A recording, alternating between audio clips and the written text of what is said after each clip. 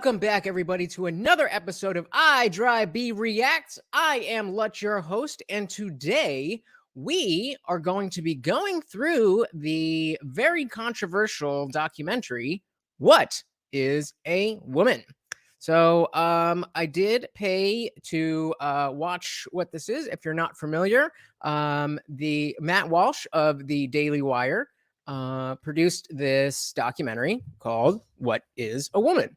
And the basic theme is that with so much going on around gender bender, LGBT, all that kind of stuff, the question, what is a woman, has become very muddy. And it used to be a very simple answer.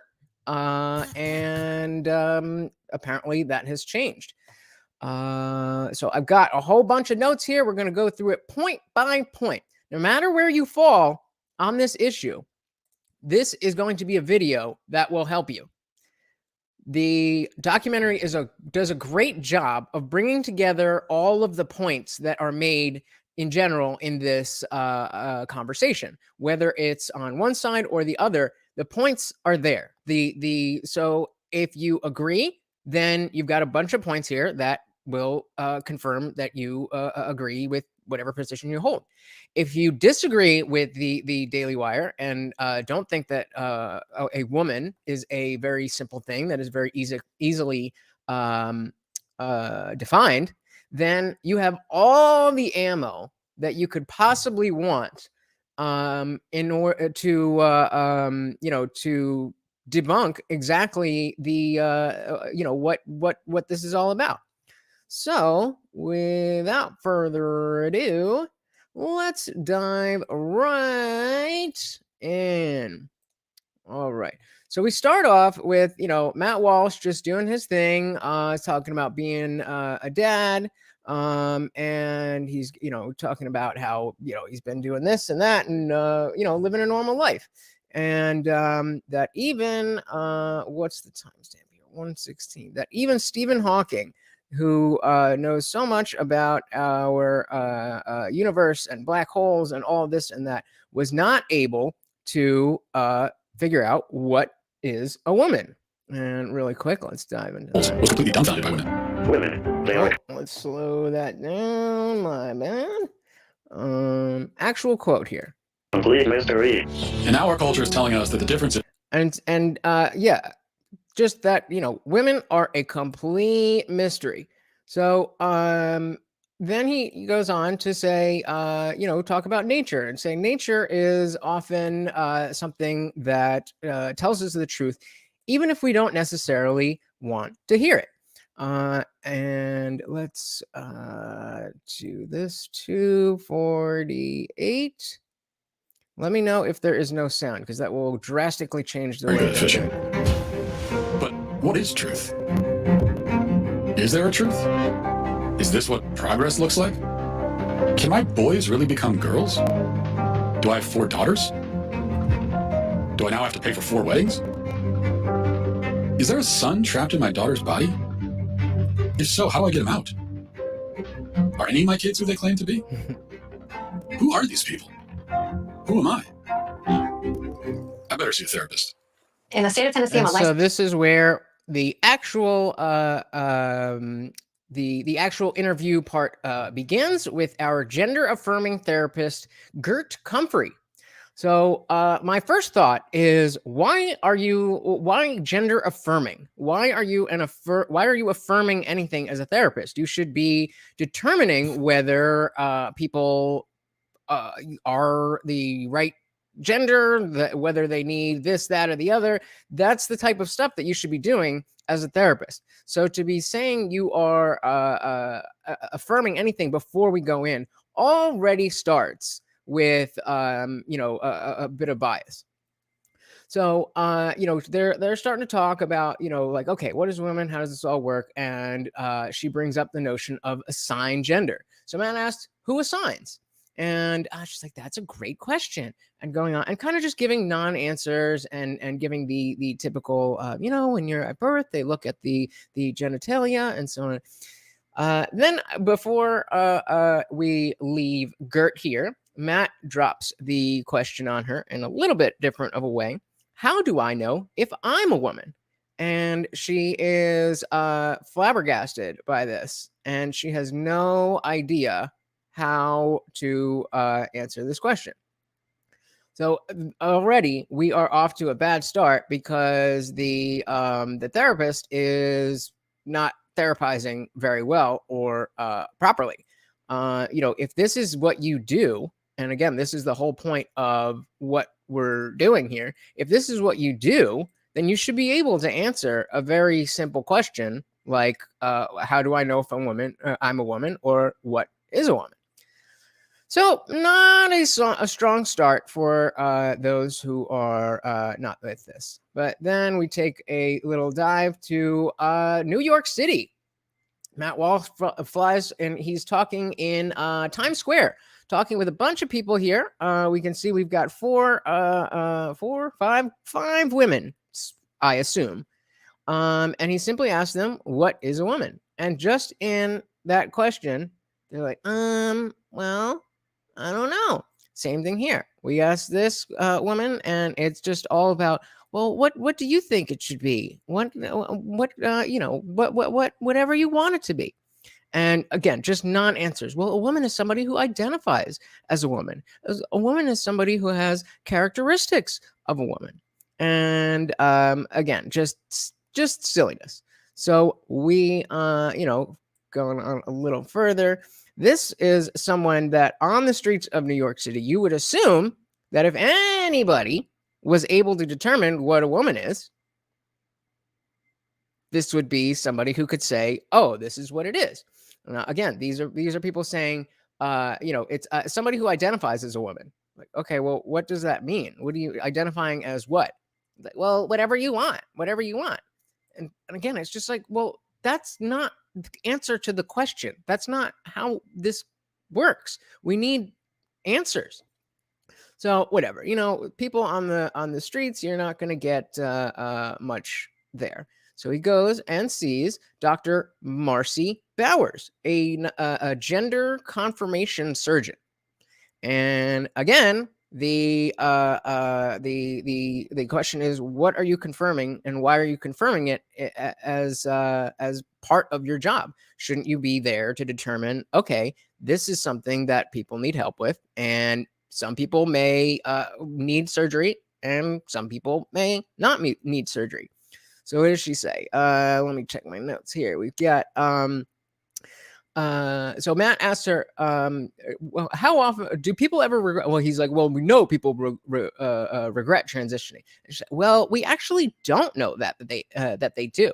She tries to say that detransitioning is super rare. And, even if it were, the fact is it's not, but it's just very, it's very flippant the way that she talks about this, as if it's not a life-changing choice, and especially as a surgeon, a life-changing medical procedure. One second here. And then Matt tries a different angle, and he starts asking about transableism. He's like, so, if I wanted to, if I believed that I only had one arm, but I really had two arms, and then that would be something that falls in line with it. And the doctor's just completely flabbergasted. Like, I don't know. That's a psychiatric condition. She's like, pardon, and this is a quote, pardon my medical language, but that's kooky. And then Matt's like, this is totally irrelevant to trans stuff. Yep. And of course, the question then comes, what is a woman? And Dr. Marcy here says, what you show to the world. Another non-answer. So that's kind of how this whole thing is set up, that we're really just talking to a list of different, different people and getting their opinions. It's a very simple concept. We've got Ezel the Stoic. I think that's how you say it. If not, I apologize. What is going on? Glad to see you. Glad you are here. If you haven't checked out the movie What is a Woman, you are in the right place. So we leave Miss Dr. Marcy, and we go on to Don Suture. Don Suture, the owner of a Star Wars shop. And he, again, they just start, Matt and him just start having the exact same conversation. And it's like you're in a different world. He's clearly just answering the questions the way that we've always talked about this stuff. But he got into a little bit of hot water when he put up this sign. Where is it? With the new doctor's book. If you are born with a, you are not a chick. And people were not very happy about that. They had a congressperson. I don't remember which way it was, so I'm going to say it like that. They had a congressperson who was trans, and the person came into the store. And actually, I think they have a little bit of that here. Again, let me know if there is no sound as I am playing some clips. Lots of reaction in the public. Aberdeen Councilwoman Tiesa Meskis confronted owner Don Sucher about a sign Again, there's the sign he posted in his store. One day I just put the sign up over here, and he came around the corner, and I thought, okay, I recognize him. I says, oh, I recognize you. You're our new city councilman. He says, no, I'm your new city councilwoman. So. And again, you can imagine how I don't want to play too much of this and get flagged. But he's like, I don't care if you're a sheepdog. I don't care if you think you're a sheepdog. Just don't come in here and shove that down my throat. And again, the how do you know that this was a man? Well, common sense. You could look and you can see that it's a man. Then Matt asked him, how do you know you're a man? He's like, because I got a dick. Now, again, these are the points that are being made in this film. It's very straightforward. You either agree or you disagree. If you disagree, all you've got to do is present the evidence to the contrary of what's being presented here. I would like to take the most neutral position I can, but the reality is that, hold on, let me just get this dog a treat. Come on, you lazy bastard. This is what you want. I know that's what you want. Yeah, I would love to be completely just neutral on this. But the fact is that biological sex is a thing. And I can't pretend that I don't believe that. Now, when it comes to trans rights and affirming people's beliefs and just expressing yourself the way you want, I think that's not only a lot of people will say, oh, I don't care, do whatever you want. It's beyond that. I'm actively happy that we live in a world where people can do that. But as Don here says, just don't shove it in my throat. So take that for what it's worth. But then we meet somebody quite important to the film, Miss Michelle Forcier. Where is that? At 1426. There she is. First thing I noticed was the blue hair, but she is a pediatrician and a professor. And the first question, maybe not the first question, but one of the first questions Matt asks is, at what age can a child begin to identify as another gender? And this lady, MD, says babies, infants, whoever. And again, she talks more about gender affirmation, which, as we've already said, why are you, as a medical professional or a psychologist type of person, why are you affirming things or coming into the situation saying that you're going to affirm before you understand what's going on? How, by that logic, all of the insincere people who would pretend to be trans for whatever reason, you would already be on the side of affirming them, even though you know that they are not genuinely dealing with gender dysphoria or any of that. That should, I would think that if this is something that's that important to you, that you really do want to, get the facts right and not just push your agenda. So where are we? He asks, Matt asked her, are you familiar with kids in who believe in Santa? She's like, yeah, of course. Would you say they have a tenuous grasp on reality? She says, well, appropriate 4-year-old grasp on reality. It's real to them. And he's like, and he confirms, but Santa's not real. I'm like, well, no, but real to them. And again, just pointing out, like, okay, we're dealing with people who believe in things that are not real, that can't distinguish between fantasy and reality. Yeah, totally. But when it comes to gender, they know exactly what they're talking about, and there's no ifs, ands, or buts about it. You know, Matt says this is someone who can't distinguish between fantasy and reality, and her response is, as a pediatrician and a parent, I'd say, what a wonderful imagination my 4-year-old has. Exactly. That is the issue. This is their imagination. We are not talking about facts. We are not talking about, I mean, you know, we're talking about potential facts. Potentially your child has gender dysphoria. Sure. But you need to dig further than to just have them, oh, they said it. And it's just, you know, it's scary how flippant this lady is. And then we go through that whole conversation. He ends up in Hollywood. So he's talking to these women, and you know, they're talking about my truth, and what is my truth? And do you believe you can have your truth, or there's the truth? It's like, oh, you believe whatever you want. It's like same thing. What if I wanted to call myself a woman? And they're both like, yeah, I mean, whatever. I don't care. And then we get to these people, and he asks, what if my truth is that you don't exist? And this one in the black hair, she's like, well, then I don't exist. He's like, well, no, but obviously you do exist because we're having this conversation right now. And that's the depth of thought that gets put into these things. And it's like, yeah, well, okay, I guess. Yeah, you're right.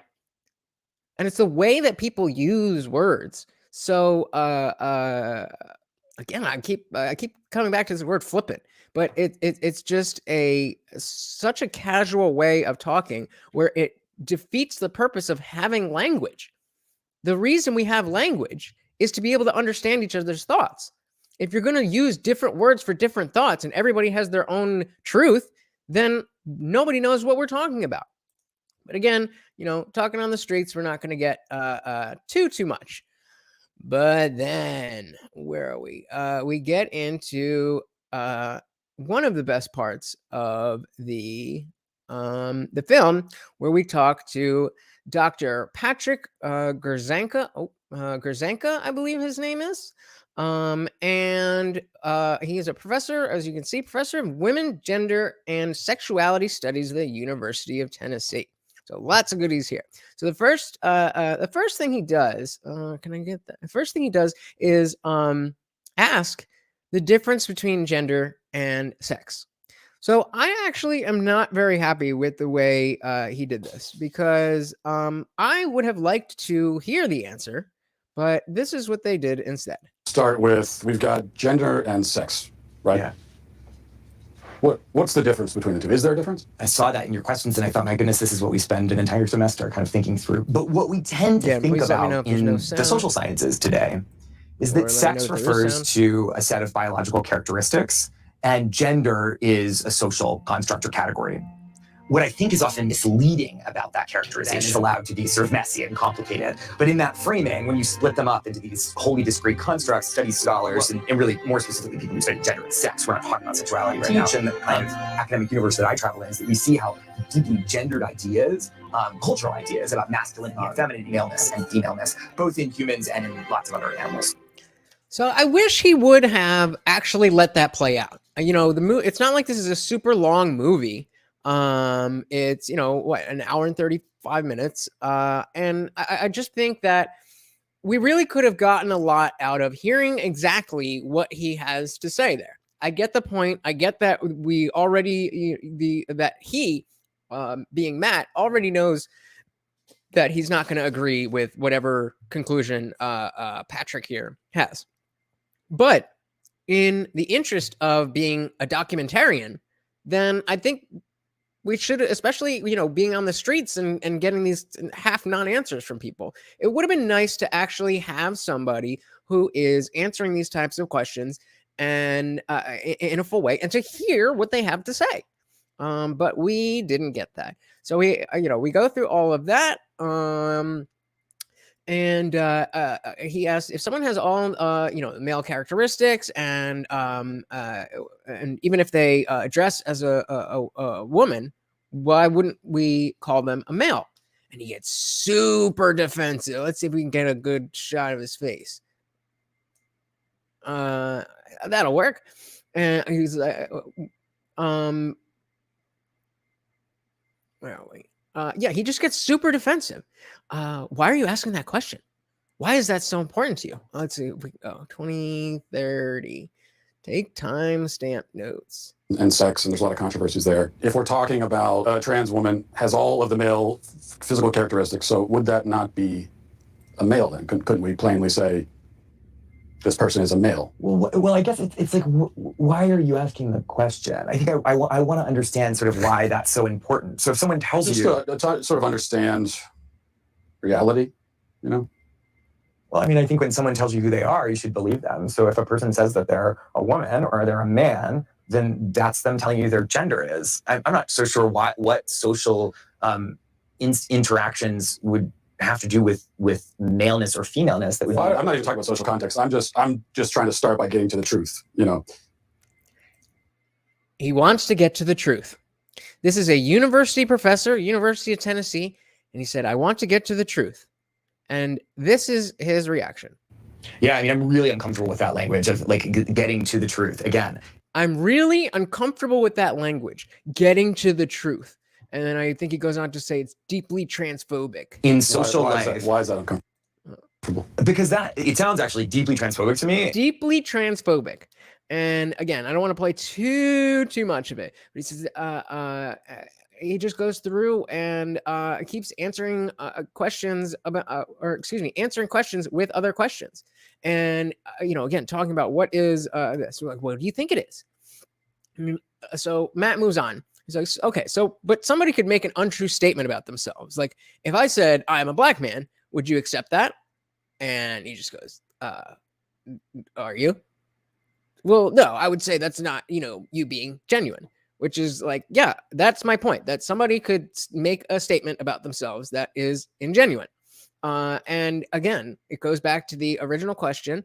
What is a woman? And I cannot explain in words how weird this guy's reaction is.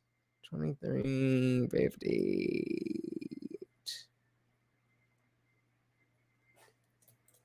Why do you ask that question? Okay, so let's back it up a little bit. Where are you going?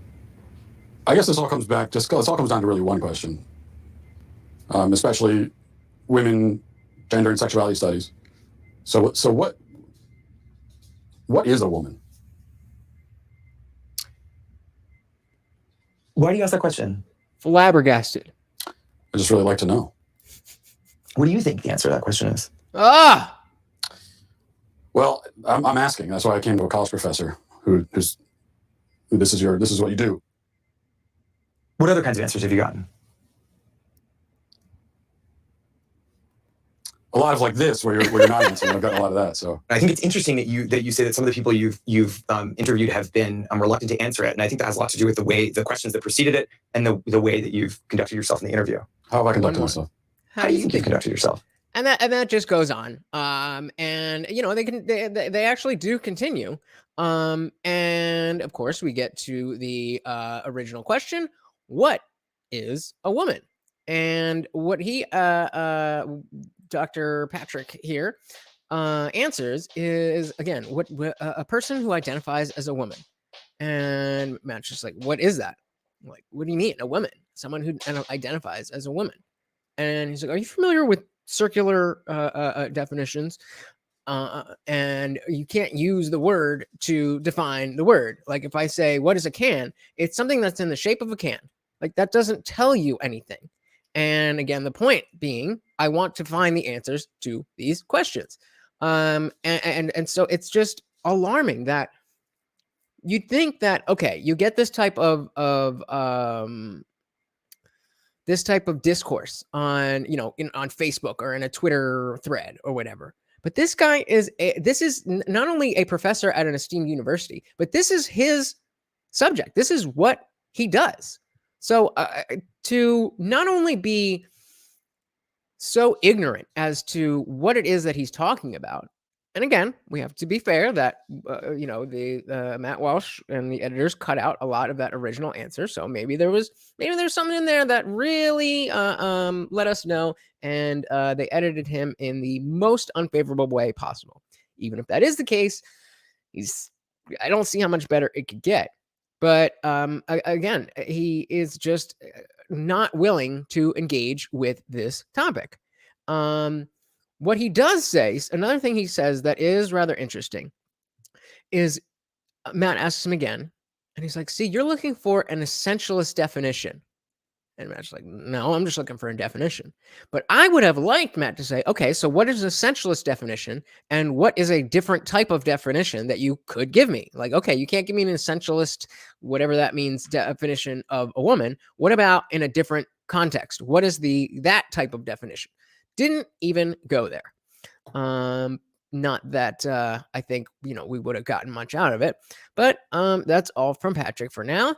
And then we move on to Miriam Grossman, another psychiatrist. There she is. Oh. There we go. Miriam Grossman.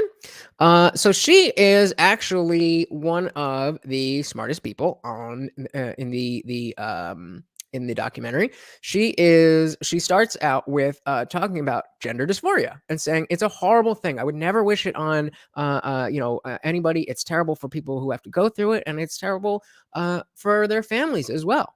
But we need, as a society, she's saying, we need to distinguish people who have gender dysphoria from the kids who do not have any type of dysphoria and are jumping on this as a bandwagon. I've been saying kind of how trans is like the new goth, and the whole notion of it's not just a phase, mom. Like, I know maybe one or two people who were goth, punk, metal, skater, preppy in high school, and now they're just people that has nothing to do with their identity. So again, the idea that gender is so much different than that is simply it's simply ridiculous, and we need to have some type of evidence that is the case. And so she's able to clearly define. Matt asks the difference between sex and gender, and she says sex is simple and gender is a subjective experience. Perfect, great. And then again, we got another little clip here at 27:40 of just her saying what we all need. Is that if a man is a male but thinks of himself as a woman, he's not actually a woman? That's correct. Oh my Lord, what a transphobe. Well, looky who we've got here. What's going on, bud? Let's do this real quick. What's going on, brother? Not much. I just saw your text message a few minutes ago, so my apologies. So all good. Yeah, I was rushing through all of this, and I was like, you know what? I got the last bit of my notes just on paper here, and now that I'm trying to switch back and forth in the windows, it's actually going to be more helpful for people to just look down. But no, you guys don't need to care about that. So did you end up watching the film? No, I didn't get a chance to. I was actually kind of in the process of watching it. I probably got through the first 20 minutes and I had to kind of do a few things, but so did you see that's right about where we are. Did you see Dr. Patrick, the university professor who could not give an answer? Yes. Very kind of not being specific and just speaking in circles. Yep, exactly. So perfect. That's exactly where we're picking up. So after that, it does go back. Matt goes back to Miriam here, and again, she's just saying stuff like, let me see if I can do this. Hold on one second. Oh, brilliant. Yeah, she's just saying stuff like actually giving answers to what's the difference between sex and gender. And I just played that clip saying, so if I am identify as a man, I'm not actually a male unless I'm, or the other way around. If I identify as a woman, that doesn't make me female. And he was asking the other way, but yeah. So then we go back to where am I? 28. Let's just do this. We go back to our friend here with the blue hair, our esteemed pediatrician, Michelle. And so Matt asks her, what makes me male in reality? And her response is, well, whose truth are we talking about? And he's like, no, objective reality. Like, no, you're not listening. It's like, lady, I don't think you're listening. And so he's like, all right, let's try this a different way. If I'm a chicken, or not if I'm a chicken, but if a chicken lays eggs, can we say that chicken is female? And she like laughs it off, and it's like, but chickens have a gender, but chickens have no a gender identity. Does a chicken cry? Does a chicken love? And all I could think was, I don't know. How do you know? Did you ask any of them? I really don't think she does. And then of course, to juxtapose that, he goes right back to Miriam, who we ask, talking about my truth. And there is one reality. It's just a sad thing that someone as not even, it's bad enough that the professor is talking out of his ass. They all kind of do that. But when we're talking about clinical medical things, why is it that these people have made a life off of working with this stuff, but they can't even simply define the words? Like, how do you know what you are working with? Because they have no idea what they're talking about, and they're just trying to fit themselves into a certain narrative. You know what I mean? It's just exactly, and coming after your kids in the process. They want, and unfortunately, it does. It's kind of funny to laugh at them now, and you're so silly. But it does get a lot darker as we go on. Starting with the next person up, it is this girl, Selena Soul, who track and field athlete, and she was talking about how when she was in high school, she's graduated now. When she was in high school, there was two transgender athletes that she had to compete against, and she just knew that whenever she had to race against them, that she was going to lose. And so he's just asking, like, what is that like? And she's like, it's demoralizing. I can't imagine what that must be like. And then the first thing again I thought was, oh, this is probably just some salty bitch who, whatever. But no, she's like, I placed third in this. I missed out on medals. I missed out on placings. I missed out on scholarship opportunities, all this kind of stuff. And just because we knew that these are two biological men that we're running against, and there is no way that usually races like this are decided by seconds or fractions of a second, and or inches and centimeters. But she was saying that the trans athletes were beating her out. She's coming in third. It's the two other trans athletes beating her out by 20 meters in a sprint. That's wild. That is such a massive, that is such a massive win. That's not even close. Yeah, and it juxtapose that with our next friend, Rodrigo. Where is he? Rodrigo. I don't know how to say the rest of his name, so I'm not even going to try. But the executive director at the National Center for Transgender Equality. So remember, we just spoke with a girl who had her own personal experience of being at the top of the pack for all the biological women in her field, track and field, no pun intended. And she was beat out by the transgender athletes. Well, Rodrigo here says that so Matt says, well, males can just perform, like middle of the pack and then transition and then dominate the women's sports. Isn't that an unfair advantage? Well, guess what Rodrigo has to say. Not a guess? Probably. Oh, for me, I'm sorry. I thought you were going to be going into this with herself. Honestly, he probably said, well, it doesn't really matter. Like, they're women or women. Or like it doesn't, the outcome doesn't matter. It's about the equality or something of that along that lines. Pretty much, yeah. So he's like, no, it's first of all, he just says no, it's not an advantage. It's just, I have to say this is such a dumb argument we're having at this point, right? I'm all for these people, whatever, do things in a recreational sense. But when you are robbing these young girls from opportunities to make a life for themselves, get scholarships, like, let's just call it how it is. A lot of these women, the college level is the professional level for them, right? Like there is no successful pro leagues for women's sports overall, right? They struggle. They don't get as much funding because they just don't draw the same crowd. So, for all intents and purposes, college is the highest level that these women will play. And you're just having these men go into these fields. Like, I'm sorry, look at the Leah Thomas situation where you had that dude go into the competition, and he was a subpar swimmer for the men's squad, switches over, and now you're in the top 1% in the nation when it comes to athletic ability for swimming. You won your first race, and then obviously I think dogged your last few.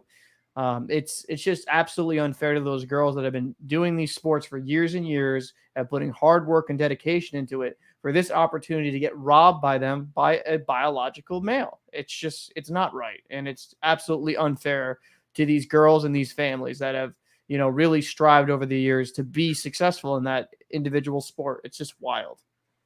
It absolutely is. And the alarming part is how easily these people can convince themselves that that's not the case.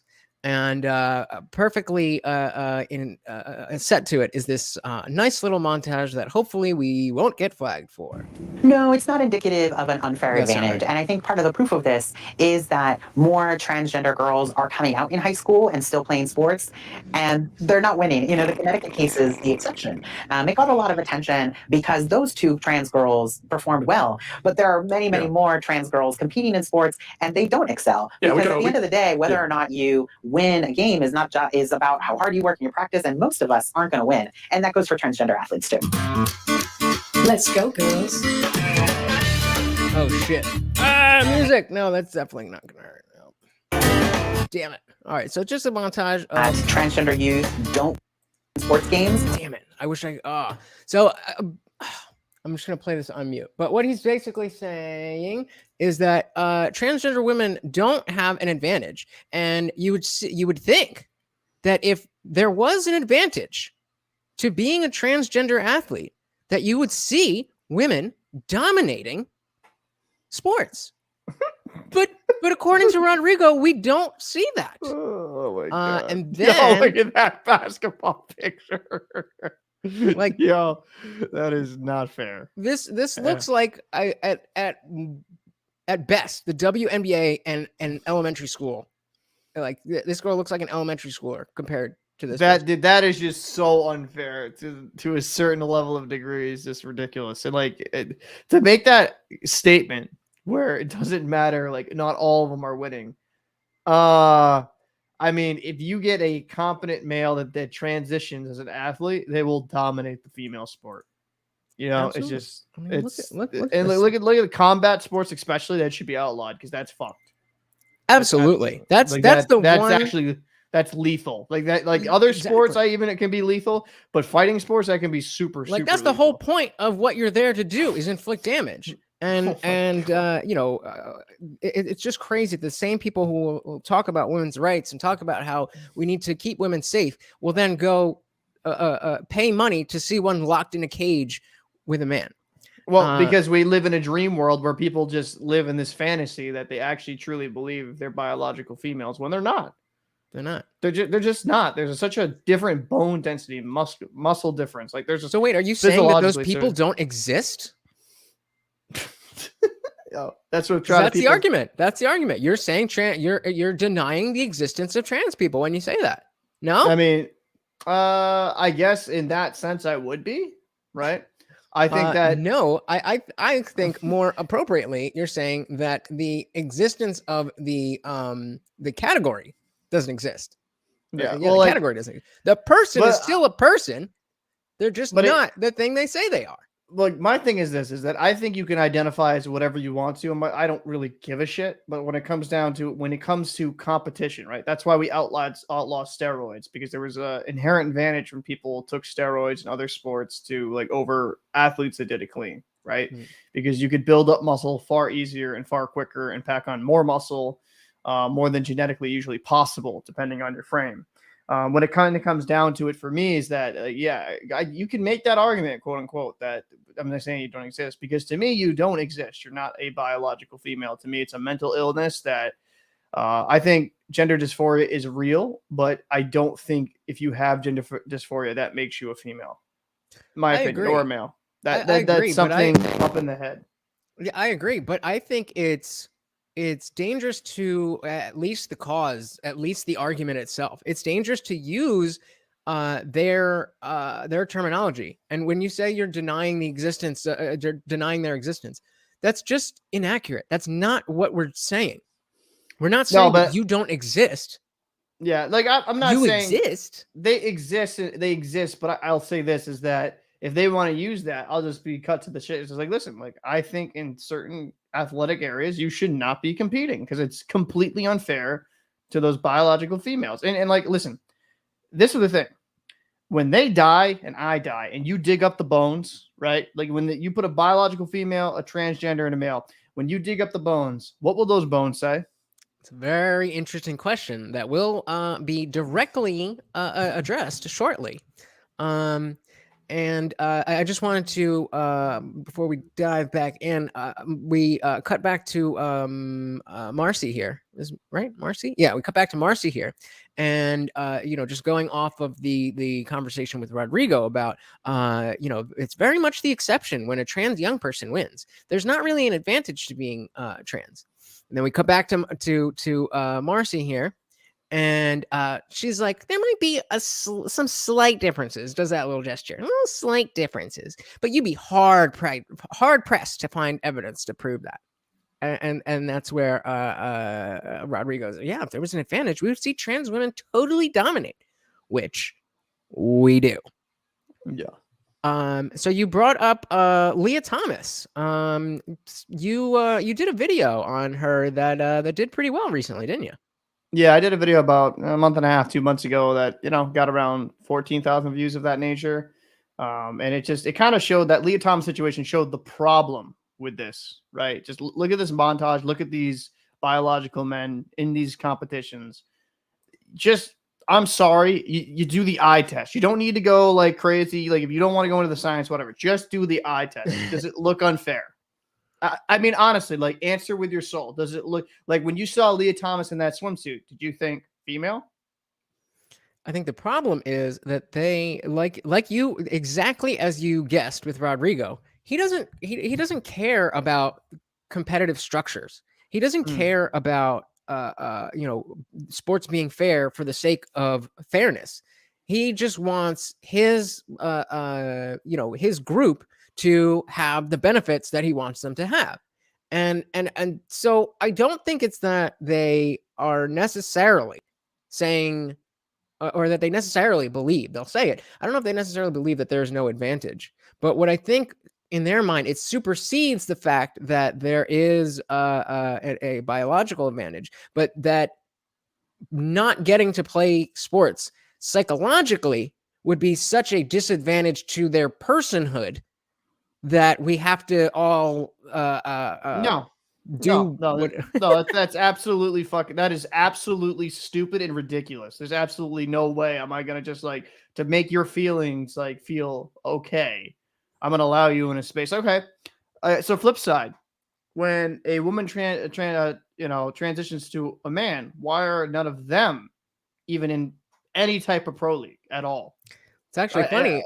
Didn't was it Leah Thomas who just I don't remember if it was her, if it was somebody else, but she just got beat by her or another transgender athlete who was a biological male competing with the females. Just got beat by a trans man. So they're born female, but they're on hormones. And because they're both on, you know, the hormones, that even though the levels of Leah Thomas are going to be so much higher than the biological women, then even with the biological man coming in and taking the or excuse me, Jesus Christ, it's so fucking confusing. It's so confusing. So there's a biological chick who, then was taking testosterone. So because of that testosterone, she was able to beat Leah Thomas, but she was still swimming with the women because she was taking too many hormones to compete with the men. And it's just little chef's kiss there. But exactly. Speaking of Leah Thomas, we have one of her. But in a new article, Sports Illustrated calls the college senior the most controversial athlete in America. Leah obviously helps us do better. Right? Leah's swimming really fast. Leah's performance helps the University of Pennsylvania swim team. So that's something that really kind of got to me when because clearly this is someone speaking out, but it made so much more sense to me that, like, if you're not necessarily, I mean, how many are top swimmers are there in a what's going on, Alex? Good to see you. Good to see you. In let's say the top race of whatever you know it is. How many people from each school are going to be in that? So if you're already outside, let's say there's 5 competitors for an event, right? And you are what's good, Jersey? Bam, bam, bam, bam, bam, bam. If there's 5 athletes from your school performing in an event, and you're, let's say, the 8th, then if 1 or 2 transgender athletes come in and mix up the order, that's still above where it counts for you. So, you know, the fact that you had a winning season for this, that, or the other is that's so insidious. It's like, well, I wasn't going to get to swim anyway. So screw the other 4 girls who are getting screwed by all this. I'm getting the benefits either way. Yeah, and so, you know, she just goes on to talk about if you bring up anything about, you know, the trans issues, that you're labeled a transphobe. And Matt asks her, well, did the coaches have anybody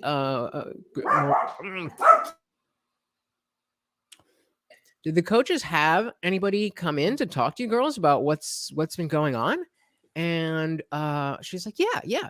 But it was people from the LGBT center coming to talk to us. And they said that they were going to help, they'll help you make that okay, that Leah's going to swim. That's a non-negotiable, but they're going to make it okay for you. That kind of sounds like, you know, deal with it or leave to me. But yeah, that sounds like some very toxic type regime right there. You know what? We hear your thoughts. We hear your concerns, but we don't care. They don't care. That's it. Yeah. And so, you know, not too much from her. Obviously, she's anonymous, and she's saying I have to be anonymous because if I talk about this, then you know, I'm screwed. The amount of backlash, I would never be able to do anything. I hate to say this, but even with her being black, like, people are gonna know who that is. They use a voice changer, but even still, who knows? Yeah, I mean, even still, like, I think there's a good chance just because of how toxic people can take the situation. But yeah, it definitely could be. So we had that little chat with her, and then we head back to the streets of New York City, and Matt asked this couple here, should I be allowed, if I identify, should I be allowed in the women's bathroom? And this girl, very smart girl here, she goes, well, other women might be uncomfortable with that. Other women might be uncomfortable with that. Like that's pretty smart, because that is very true. That's a good way of putting it. That doesn't put your own put yourself in the crossfire. But like the notion that some women might maybe potentially have a slight problem. Like no. It's the reverse. That maybe some people won't care, but the chances that you're going to encounter a situation like this, and the person very much will care, is we know from history, because we've seen very specific instances of this going on. So very smart girl here. Then we go over to, this is I can play this part. And but that's what she's saying. And then we go over to this couple who says, what do you think, that men are transsexual using the women's restroom? You think that's okay? Nope. Why do you think? Because they have dicks. Because I didn't see that. Because they have dicks. Surprise, surprise. Women are not really in favor of seeing dicks in the bathroom.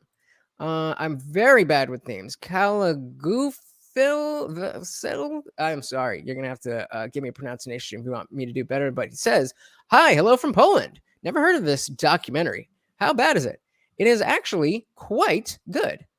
Kali, it is quite good. It is regardless of what you believe about the issue, I think this is a really good watch. You know, it's only an hour and a half, an hour and 35 minutes, but as I said earlier, it makes it collects all the talking points on what this issue really has, and kind of puts them all in one place. And so, since you have to pay for it, I kind of wanted to do a one level removed and kind of bring out all the points that were made. And if you agree with them, then okay, you have been exposed to them.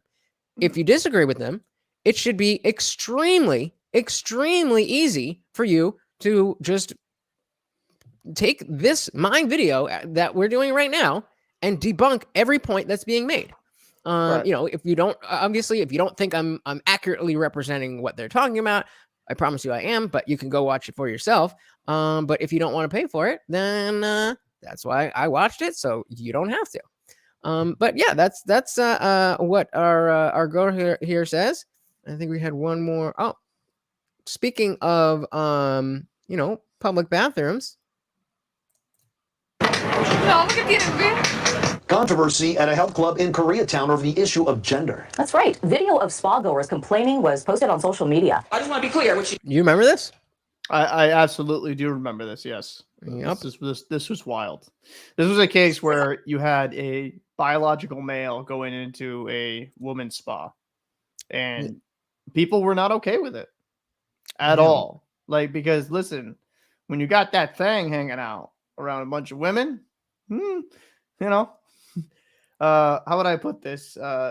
Liberalism goes out the way, because when you got to face a big old meat stick right in front of you, your tunes change real quick. Like, you don't want your daughter around that shit. It's exactly. So for those of you who are not familiar, let's take a look. Okay, it's okay for a man to go into the women's section, show his penis around the other women, young little girls underage.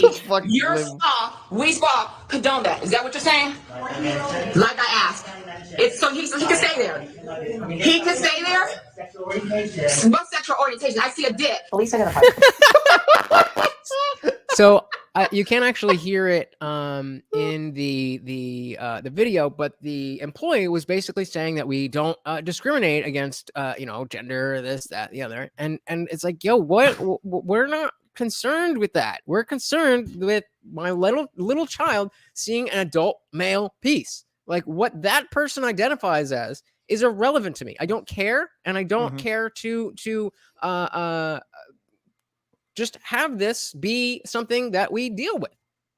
Absolutely. Person involved as 52-year-old Darren Morager of Riverside County. Morager, who has been a registered sex offender since 2006, now faces 5 felony counts of indecent exposure. Wait a minute. So you're telling me the guy who was naked in the women's bathroom at a spa waving his dick around was a sex offender? No, never. Dude, listen, that's just a straw man argument. That never that doesn't happens. happen. That's not a thing. You're just making that up because actually, as we've just seen, and as you may remember, this wasn't that long ago. I think this was last year or yeah, it was the year before. Year. Yeah. It was in the mask era. So we've got that. But that was a nice little piece of pop culture, let's say, that made it into here. But let's get back into the interviews themselves. So some of you may recognize this guy here. If you don't, then hello, I'm Congressman Mark Takano. Trans Month of Visibility is a time to recognize the strength, diversity, and resiliency of the transgender community. Together, we can make our country and our world a more accepting place by... What kind of tweet is this? Like, what are you doing? I want to know what you're like. I would imagine that a representative is rather busy, at least while they're in DC doing what they're doing. And he had to put it on his agenda to hire a photographer, because this isn't just some iPhone. No. He's not going on doing all this for 5 seconds. He's going all out. He has to find the flag. I think he actually already had it. And then post this as if anybody is going to disagree with it. And not that people don't, but if you do, you probably aren't going to say anything because it's not popular. And if you do say something, then the entire wrath of the internet is going to come down on you. This is how brave. Trans rights are human rights. That's so brave of you to say. But we go, and I wasn't even going to. Yeah, whatever. Let's play it. Let's see if we can get speaking out against transphobia at the source and supporting the trans community by getting the Equality Act signed into law. Congressman, thank you for being here. Thanks for joining us. You are the first member of Congress who's a member of the LGBT community and also a person of Asian descent. You're also a big proponent of the Equality Act. Yes. What is the Equality Act? If you were to just summarize it very briefly, I know it doesn't. So I want you to pay attention to how quickly this goes from just talking about what they're talking about, answering questions and that, to pushing agendas. It's a lot. The most simplest way to talk about the Equality Act is that it simply amends the 1964 Civil Rights Act to include sexual orientation and gender identity. So public accommodations is one area. What's a way? So okay, cool. We're still having a rational adult conversation. The Equality Act is this: it extends civil rights to gender and whatever else you just said. But then, that's someone who's LGBT could be discriminated in public accommodations currently. Currently, public accommodations is the whole area of hotels and motels and bathrooms and sports teams. Is that?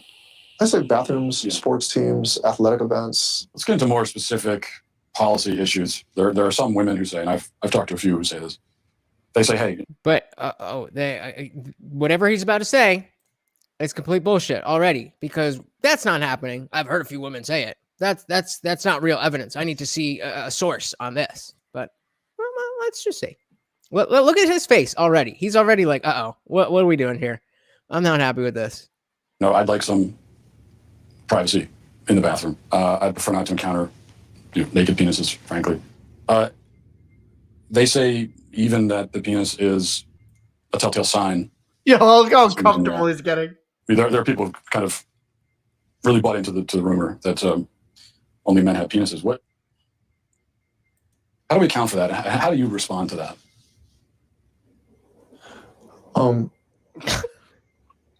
Well, and watch for the pivot. Are you ready? Let's go. Pivot.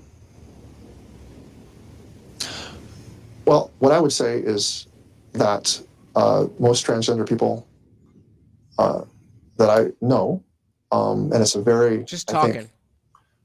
No idea where he's going. Minority of people. Oh, so we do actually agree that the transgender community is a small community and is not a big enough group, regardless of the why they are a group or what their group is about, that they're not a big group and therefore don't necessarily need the entirety of society to rearrange themselves to fit. Okay, I'm glad we agree, Representative Ted, whatever the fuck your name is. Anything else? It is a very, I think, we're talking not about a lot of people. I think a person who wants to use a women's bathroom, who identifies as transgender, really does think of themselves as a female. So how we go about trying to,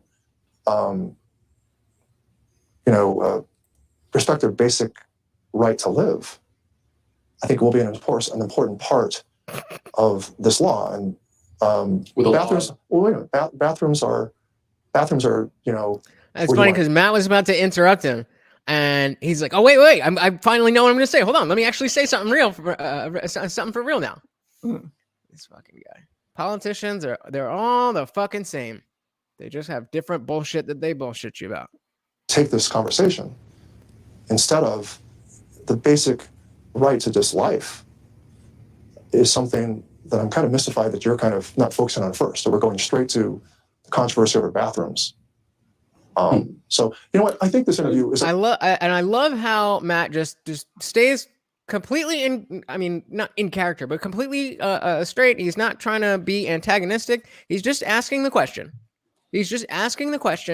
And he is basing the question. If you remember, he said, the women that I've talked to, they would like privacy. And now the dude is turning it back around on Matt and saying, how dare you bring what women think and what women want to me? How dare you? How dare you? And then, of course, we get the famous. Yeah, I think this is over. I just have one last question. I listen to the intern. You want to know what is a woman? Please turn off the camera. Excuse me. So we're going to end the interview. If you guys could please pack up and return the office exactly. I just wanted to know. Okay, I came all this way to know what. They're fair. I just wanted to know what is a woman. And you're not going to find out. Yo, Matt Walsh is a savage. I love him, dude. I mean, how much more incompetent can you get? The thing is that kind of shit, like, it just shows me, right? Like these liberals that kind of go on about this policy about, equality and all this good stuff. Like when it comes down to actually discussing the policy within itself and how it makes sense, they can't rationalize it. So instead of going into a rational line of thought, they get emotional, right? They go for your emotional reaction. And instead of, having a real discussion, just runs out the office. That's just hilarious. I mean, that's just a terrible, terrible look. But I kind of want to point the finger at all of us, just as a populace, as the people who vote these people into office. Obviously, you and I didn't vote for that guy, but no. But I'm just saying, in general, the whole idea is that guy got into power because enough people voted for him, and so at a certain point, it absolutely is the fault of the people as a whole.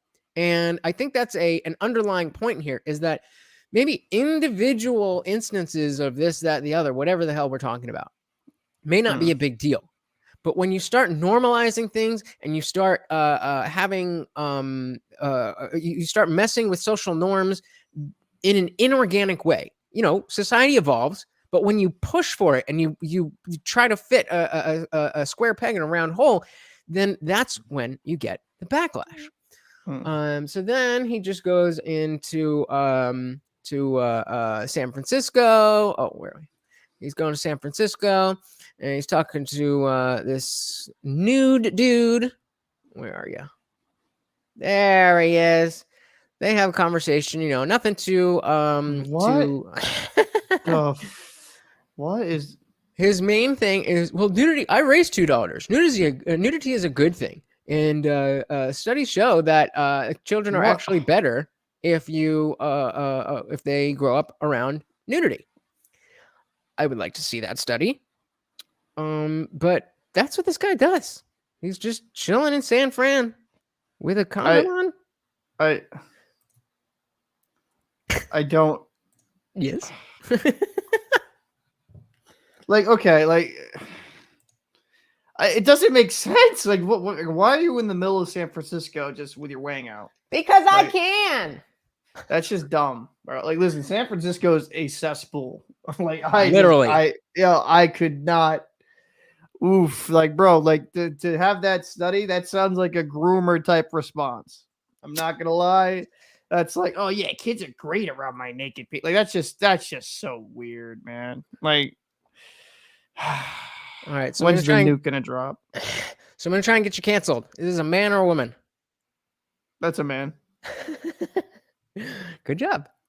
So after the naked dude, we find ourselves with this man, and I want to play a little just so you hear the tone in his voice. But he's well, why asking a gay man what a woman what is a woman? Gay men don't know nothing about that. Oh. Be a woman. You should be asking women what it means to be a woman, especially trans women what it means to be a woman. I'm asking all kinds of people. Can anyone have an opinion about it? Only people who are women. Gay men don't know nothing about what it means to be a woman. Have you told gay men here in San Francisco that they're not allowed to talk about this? No. Burn! No shit. Well, no, no, and then again, this could be just a burn sesh, but it's a little more than that. But it's not like I come around and say what a gay man is allowed to be. You're saying if you're not a woman, then you shouldn't have an opinion. Where does a guy get a right to say what a woman is? Women only know what women are. Are you a cat? No. Can you tell me what a cat is? This is actually a genuine mistake. I'm sorry I even came up there. A genuine mistake. And again, that's the level of engagement with these thoughts. Go off, son. Go off. Bro, when he said that cat, dude, I wasn't even thinking of that. That is such a perfect response, dude. That is legit. And just the amount of astonishment on that dude's face. Absolutely. And that's exactly what the value that I find in this documentary.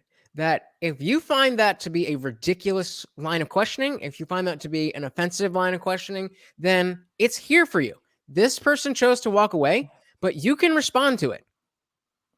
But I don't see any other way to answer that question that, yes, I can identify a cat, even though I am not a cat. Yeah. That seems pretty standard. Yeah. And then, but he does take his advice, and he's like, well, if I if I gotta ask women, I should go to where the women are. So what am I looking for? 41 goes to travel. That is absolutely like an insane line of questioning, and he made that person look like an idiot. Amazing. I mean, he didn't have to try hard, but no. So he's doing a little travel, going to where the women are. Oh my God, the women. I don't know if this music is usable, but so he comes up, and again, nothing super. So let's just let it run. And again, all he's asking is, can you tell me what a win is? What are we here for? What is a win? The same basic question. There's nothing that extravagant that he's looking for here. It's just the answer to that question. And so, look at their faces. I don't know. Well, it's like, well, it's a women's march, so you should have some idea. And again, just all of these people, same thing. Just pregnant. If men can get pregnant too, I think they want the right to choose. But men can get pregnant? We're saying someone who was born as a woman but identifies as a man. That real man. It's a real man. Yeah. So men can get pregnant. Yes, if we're saying it. Yes. If they have the parts to do so. Is it just women that give birth, or is it? Or I guess, yeah. So men can get. I don't know if you caught that, but she's like, So right before we came into this shot, it's very clear that she said something about women. And Cloak is in the building. What is up? And then from non-sequently, I don't think this is an issue of engagement. I think this might be cut off. Hold on, give me 1 second. I don't think it's an issue of engagement. Think that if someone is coming at you and not trying to have a real, genuine conversation, but just trying to get a reaction, I don't blame people for walking away. I agree, but that was not the case. The only reason we got to the point of talking about cats was because she, Matt Walsh was trying to have a real conversation, and she was the one who was being combative. And well, why would you be asking that? Why would I have this? Why would I don't know. Answer the question. If there's no reason for me as a man to be asking about what a woman is, then tell me why I should not be asking what a woman is. Don't just get all up, on your high horse. Well, how dare you? Consequently, says, I wouldn't waste my time, not because I haven't spoken with people who disagree with me. I do that all the time. But I can tell the difference between someone who genuinely wants to talk versus just a shitstar. And I think that's absolutely fair. That is a smart way to go about your life in general. I was just in a conversation the other day where, for the most part, it was a rational, civil conversation that was in good faith. But we got down the rabbit hole, and there was some things said that the other person didn't really want to hear, and then they got all uppity and they're talking to me all sideways, and it's like, if you want to if you want people to take this issue seriously, if you want people to come at you and have this genuine conversation, then you have to have the conversation. And so, yes, these at the Women's March, when he is San Francisco, all that stuff. Yeah, that's a little kind of, sprinkling of comedy and just whatever. But if you're not familiar, we just came off talking to a congressman, a teammate of Leah Thomas, the executive director of the LGBT national conference or whatever it was, a gender affirming surgeon, a gender affirming psychiatrist. All of these people are serious people, and Matt tried to have the genuine conversation, and they were simply not able to do it. Callie says, no, I don't think he wanted a real conversation. He prepared his questions exactly to start shit, in my opinion. I've seen conversations like that from right-wingers, left-wingers, and everyone in between. It's just to start shit. I think when it comes to the when he's at the marches, the marches, or when he's on the street, like that's something you can make an argument where it's going to be less genuine. That's the problem I've had with certain series on YouTube from both people going in the street. Like, if you're going to talk to the layman, the everyday person, they're not going to necessarily have as much nuance or much, I would say, knowledge regarding the subject matter. But when you're going to actual professionals and people who've been affected by that, that's a whole different tone, in my opinion. So I think I can't say this whole documentary is just, shit starting. I think some of it is like, hey, going to go to some professionals, get their opinion, kind of get what their genuine thoughts on the process is. So I don't know. That's at least my thoughts along it. Absolutely. So, I mean, this is, so he goes to, after that, he goes to Nairobi, and I thought there was a bunch, I thought that was captioned, so I didn't really take notes on the whole thing, but it's basically just him talking to the native people about these ideas and asking, so, okay, what if, they were talking about their gender roles, and they have very traditional roles in Nairobi. And he was asked, they had a translator. So he was asking, it's like, what if a man wants to do what the women do? And it's not even that they were bigoted. They weren't condescending. They were just genuinely confused by how foreign of a concept it was. And they're just like, what? No, what? No, what do you mean? And it was silly to them. Kluke chimes in with, the fact that the general public can't articulate their own beliefs is actually a worse problem nowadays than in previous eras, because the internet allows access to fact check everything. Well, can I just say, I think that like previous eras, though, they in previous generations, they actually socialized in person far more, right? So like we in this, like not my generation, but the younger generation now generally do not have face-to-face conversations. They just don't. They don't growing up. They don't have that type of skill set that they've developed over years. Is a lot of it's more virtual.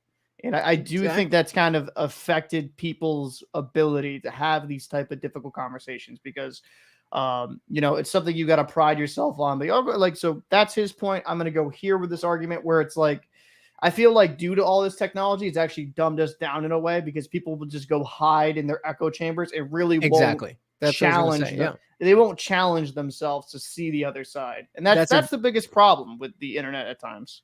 That's exactly what I was going to say, is that, yes, you have access to the entirety of human knowledge, but people don't use the internet like that. People just go in their echo chamber. Exactly what I was going to say. They go and they find people that already agree with them, and then they just spin each other up and gas each other up for thinking that. Yep. So I want to, he went to Nairobi, and it's kind of what you would expect, and it also isn't. It's kind of in the same vein as the street talking. So we'll skip over that. But before we get back to the doctor, Kali says, my problem with this documentary from every side is they want to start shit, and they will include only quote conversations with people they actually got the reaction they wanted. Well, I mean, yes, that is what a documentary is. Yeah. But again, the point here is that if you can't refute, even if you know that they're coming at it like that, and you still can't refute what they're saying, then it doesn't really matter what his intention is. If he brings up a good, like with the cat question. If the fact is that anybody can tell you what a cat is without having to be a cat. And that's not transphobic to say. That has nothing to do with being trans or anything like that. It's just a statement. But the concept follows. So if you do, if you are able to make that distinction, then it proves that you don't actually have to be a thing in order to determine that you are or are not that thing, or to identify that thing, or to give a definition for that thing. Quick here says, I don't disagree with that. I'm saying in a perfect world, this should be the way it works. But people don't realize what they have at their fingertips because they take it for granted. Well, it's kind of like, just, I'll put it this way, because I work in the shipping industry on vessels and stuff like that. Since we put more technology, like radar, chart plotters, all that stuff, we have more incidents than ever before. Because generally, when you get more technology, you become far more complacent. That is actually a problem. When you have so much information at your fingertips, whether it be any field, you're like, I'm just gonna get complacent. I'm not gonna do my research because you always feel like it's there. But that's what I've kind of. I mean, that's how technology started. That's the whole point. So non-sequently says, I'm sorry, but you can't compare a cat to a concept like gender. They are two totally different things. Are they though? Because we're not talking about gender. We're talking about identifying what something is. And that person said, as many do, that you have to be a woman to define what a woman is. And so if that has nothing to do with the gender, that has to do with labels and language and how language works and how reality is. The fact is, I don't need to, it's not about the cat or any other example. Are you a piece of paper? No? Can you identify what a piece of paper is? Can you define what a piece of paper is? That's the point. You can't be talking about what does that mean? Woman equals gender identity. You're missing the point here, bud. It's going right over your head. I don't think he's her is understanding exactly what you're trying to say. It's essentially that, in that confrontation, right? And that's kind of what it was. That person was saying only a woman could say what a woman is, right? And that's the only people that can speak about it. So Matt's argument was like, oh, so I can't talk about like women if I'm not a woman, right? So it's just, I don't know, like it's kind of. So what point am I missing? Non-sequently, we've got another comment here from Kali, and then I want to get to the doctor, but you explain it to me as if I'm stupid, because I do really want to have this conversation. I want to figure this stuff out because it doesn't make sense to me. So Colin says, I mean, it matters what his intentions are. it's easy to record people caught off guard. Every side does it left, right, and it's always shitty. It doesn't matter. Why does it matter what his intention is? If he made a claim that is correct, if he made an argument that makes sense, then it makes sense. It doesn't matter if he's trying to be mean or he's trying to be nice. Like, that's how reality. This is the entire point. Is that it doesn't matter how you feel about it. Reality is objective. Reality is reality, and that's the whole point. Oh, great point, Kluk. That we are animals. Not sure what the point of that that person is. Again, we're not comparing gender identity to cats. That is not what is happening. We are comparing the situation of, do you have to be a thing to define the thing?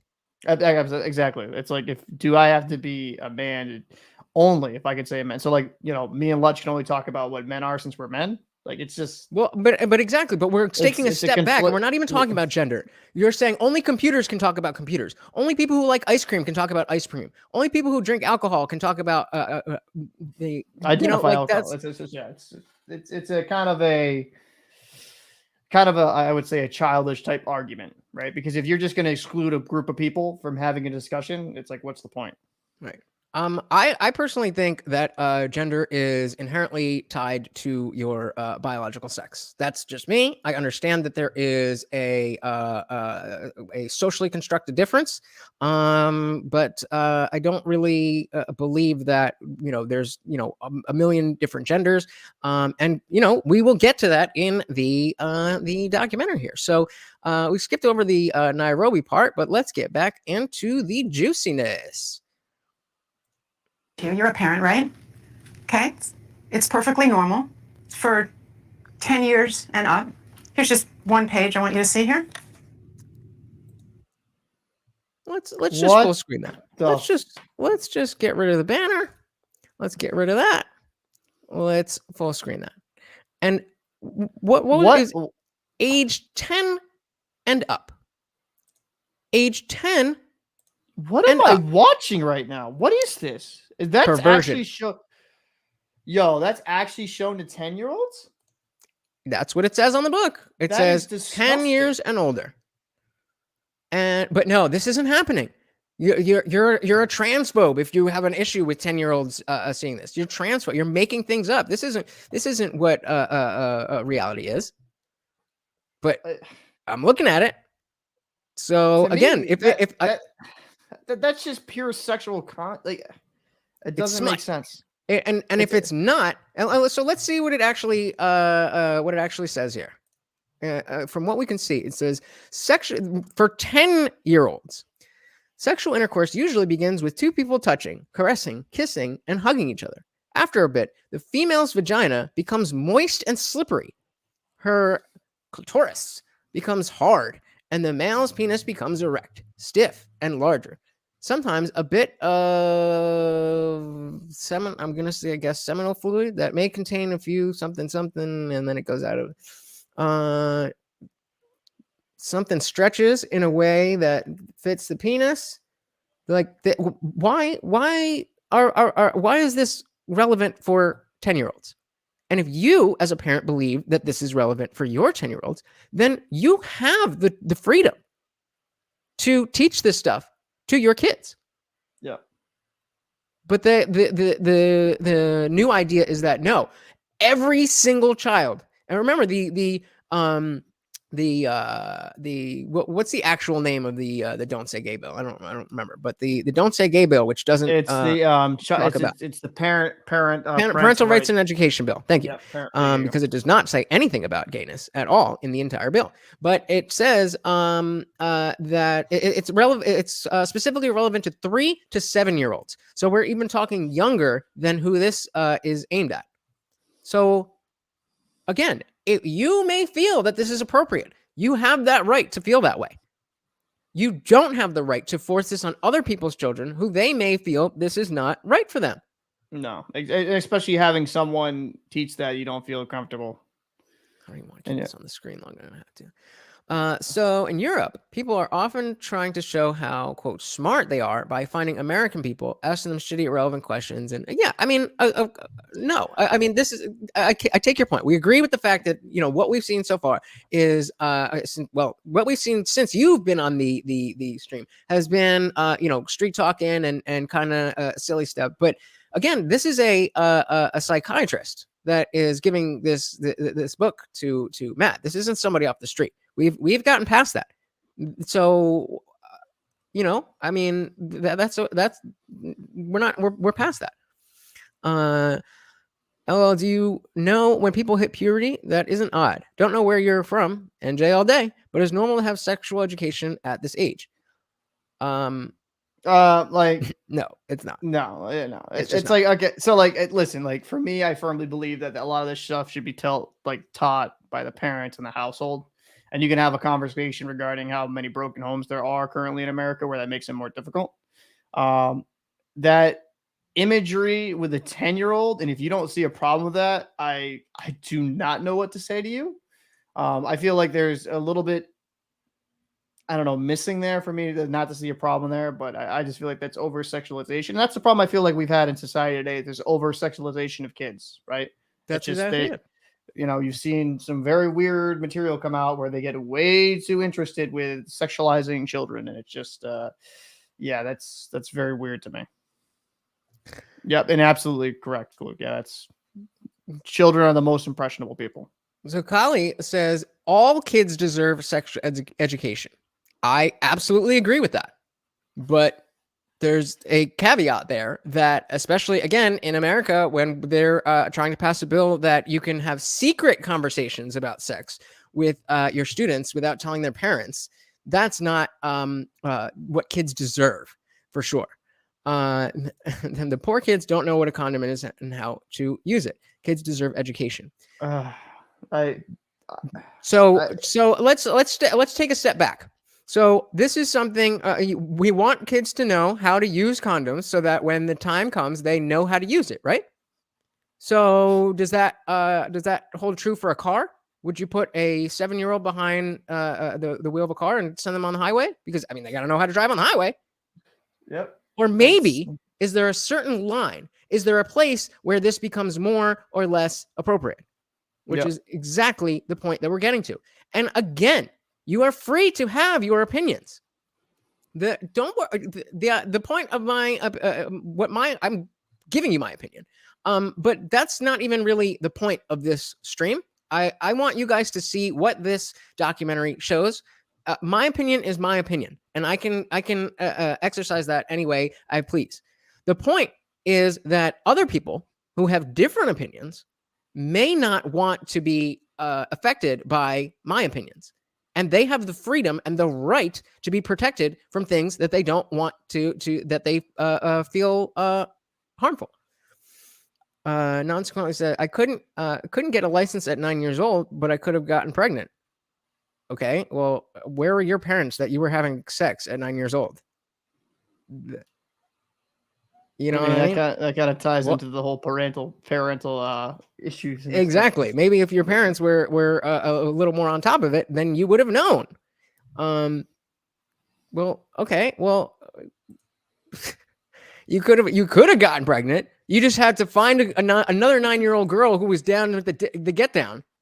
What do you mean a weird assumption? You're talking about getting pregnant at 9 years old, and I'm weird. That's America. Right. Not even America. That's the fucking world. Where did we leave off? Oh, so we talk about this stuff. So she's talking about this stuff, and then she brings up. I'm hoping we can get away with this because I didn't do. We're just gonna continue. For 10 and up, huh? It's unspeakable what these people have done to our children. When did that start? When was it decided that we need to start teaching kids about this stuff at such a young age? So I'll answer that with one word: Kinsey. Kinsey was a social reformer. He wanted to rid society of Judeo-Christian values. So right there, This is something, ridding the world of the Judeo-Christian values. That's something that, as a strong atheist and an anti-theist, that normally would sound good to me. But despite being so strongly against religion, I have seen that there is a new ideology that is more harmful to society than the religious ideology. And what is that? This stuff. So I up until there, I'm with him. But then he does this. We got Kali saying sex education like that is important. For example, to know that this stuff was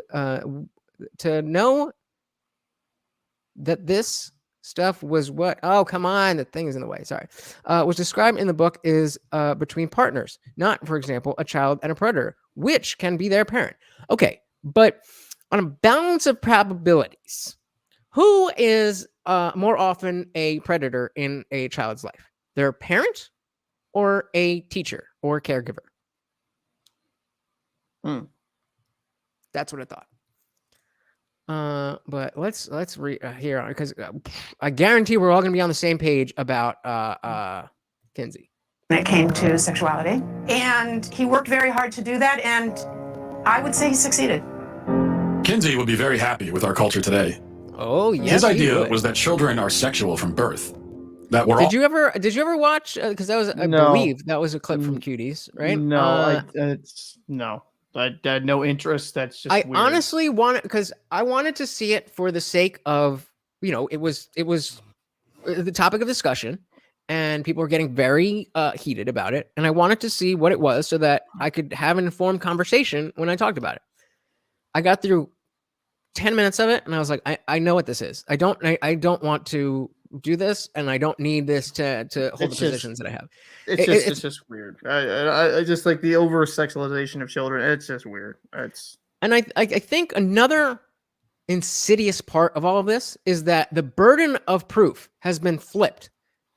That we used to have a society where there was normalcy. And, maybe there was something that, like kids in a hip hop dance class at a young age, maybe it's a little too sexual, but, it's not really about that. It's about the music. It's about this. And, you would be as a dance mom, you'd be in the position of arguing why what you're putting your child through is fine.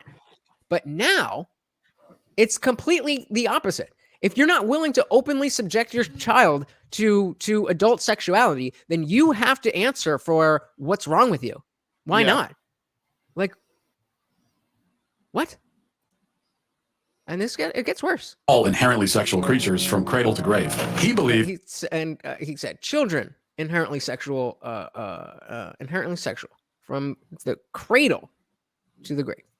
That true happiness is found in a life of perverse sexual experimentation, no matter the age. What came out is that his research was fraudulent. Kinsey based his fraudulent conclusions on data he collected from convicted sex offenders and child molesters. His research was hey, if you're gonna do weird experiments on people, sex offenders is the way to go. But I'm not suggesting anybody does that. I'm just saying, if you got to choose somebody, that's your demographic right there. Conducted in prisons, not everyday America. He also performed horrific sexual experiments on children, some under the age of 1. His most influential book, Sexual Behavior in the Human Male, contains an infamous chart called Table 30. Table 34. So before we let Matt talk about this, I really want you to study this and see if you can see what exactly we're looking at. Oh my God. The number of orgasms, time involved, the age. And what does that say right there? 5 months? 4, which documents the orgasms of very young kids, including babies as young as 5 months old. What does this do to their kids? Kali, consequently, any points on how this is totally normal and what we should be doing to our kids? Oh, that is weird. That is really freaking weird. I don't know, because consequently, it sounds like he's kind of up your alley. You seem to be agreeing with the same things that he is. Well, fair enough. Then I think, there is nuance. At least we can see that there's nuance here. So you can go all the way too far to, hide, any type of sexuality from all people until they're 18 and whatever. Why do you keep asking this, dude? Like, I'm 32 years old. Yes, I know that you go through puberty when you're a young child. But what does that have to do with anything? I'm okay because they're going in that line of thinking to try to like make some standpoint or like have the high ground. It's foolishness. So I would say for girls, they probably start puberty around 11 or 12, and boys 13, 14. Maybe no, it's boys are around the age of. It depends. Obviously, it's variable for each because each human being is different. Boys, it can be around, I think, like 9 to 14. And then I think girls, because girls mature faster, if I recall correctly, but around those ages, is that generally what it is? Yeah. So because you're talking about people talking about like 3-year-olds and comparing them to when I was talking about it. But again, consequently, you have to understand that this is in the context of the Parental Rights and Education Bill, which is specifically about 3-year-olds to 7-year-olds. That's why we're talking about that. And then again, on this this chart, dude, is a number of orgasms on a 5-month-old, 11-month-old, 2 years old, 2.5 years old. So why am I talking about 3 years old? Because they're talking about 3 years old. That is what we are talking about. Welcome to the conversation. Kluk says no sex ed for anyone under the age of majority, except through direct parental instruction or permission for a high school class. Is that so hard? I think that's too late. I think by the time I think that's too late. I think that right about the age of 11, 12, like that's the time to have appropriate conversations, not depictions, not talking about kinks, but understanding what sexuality is and understanding that's perfectly fine. I think if you wait until they're in high school, then exactly as I believe Kali was saying earlier, that they're not going to know how to use a condom. That's exactly right. When we look at the numbers of people in states where there's abstinent only sex education, the numbers of STDs and teen pregnancies go through the roof. So I absolutely agree that we need sex education for children. But again, there is a certain age that is appropriate, and there's a certain type of education that is appropriate. And this ain't it. No. So consequently gets a quote from who knows where, because it's not sourced, but it says the average age for girls to start puberty is 11. Exactly what I said. While boys' average age is 12. Exactly what I said. But it is perfectly normal for puberty to begin at any point between the ages of 8 and 13 in girls. So I guess I'm not. So I guess I knew what I was talking about. But wait a minute. So we're still talking about 3 to 7-year-olds. Yeah. We're still talking about 3 to 7-year-olds in the Parental Rights and Education Bill. Yep. What are we wrong about? The numbers? Consequently, what are you quoting? Are you just quoting yourself, or did you look something up? Because if you look something up, then we're both on the same page there. I don't know. I don't know what who's wrong or right about not knowing either, and somebody has to look it up. Again, consequently, you got to listen, buddy. You got to listen. We are talking specifically about the Parental Rights and Education Bill that is trying to be passed that allows teachers to have private, secret sex conversations with 3-year-olds. That is in the bill. That is why we are, not you, but that is why we are talking about 3-year-olds. I'm not comparing. That was just a little jab. I apologize. Kinsey can go F himself. No one is bringing. What do you mean no one is bringing up? We're watching a documentary where they're bringing them up. Lutch, guys, I don't think you understand what's going on here. Let's just keep watching. We're just getting stuck in this continual conversation. Kluk says, "I'm telling you from experience, people treated my health class as practically a hangout session. Same, but you still you still learn by being exposed to it. And that's why you have a very basic level of exposure, because the kids are not paying attention, nor are they advanced enough to be able to understand all the nuances. So you introduce it to them up. Ask me again. Moving on. But instead of suffering the consequences for his heinous actions, he was and still is celebrated by academia and Hollywood. His ideas form the foundation for sexual education in public schools today. That was a movie starring Liam Neeson. If you missed I was just gonna say that. Was that Liam Neeson? That's wild. Well, where are we? Gamma. But instead of suffering the consequences for his heinous actions, he was and still is celebrated by academia and Hollywood. Liam Neeson, Laura Linney, still relevant actors. This looks like it's from maybe the late 90s, maybe mid to late 90s. It was a joke. I'm not saying you're down with that you align him. It was a joke. We're on opposite sides of the thing, and that was the joke. I apologize if you didn't like my joke. Fair enough. Well, I take that back. I'm not comparing you to Kinsey. Moving on. His ideas form the foundation for sexual education in public schools today. How do we get from this to you can choose your own gender? Okay, well, now we have another very important character, and his name was John Money. John Money was a psychologist and professor at Johns Hopkins University. Gender ideology was his brainchild. In fact, he coined the terms gender identity and gender roles. It's his fault. It's his fault. That's where all this comes from. You will not fucking believe. Have you heard of this guy? Vaguely. Not really necessarily as nuanced with this type of stuff, so I'm gonna be type of one in the chat if you know who this guy is. Let's see. And according to Money, babies are gender neutral at birth, and ultimately environment determines whether a person is a man or a woman. Money was telling the world about his theory. Wait a minute. I've heard of this story. Didn't he actually do this with a real baby? No, it was two. Okay, it was two real babies. And then one, did one end up committing self-forever sleep? If I remember correctly. No. It was both of them. Both of them. Jesus. There we go. We got a one. That's where this is going. So, for those of you who are not as quick as Paul, let's as a girl and do just fine, and vice versa. And so Money tried out his theory on two young twin boys, the Reimer twins.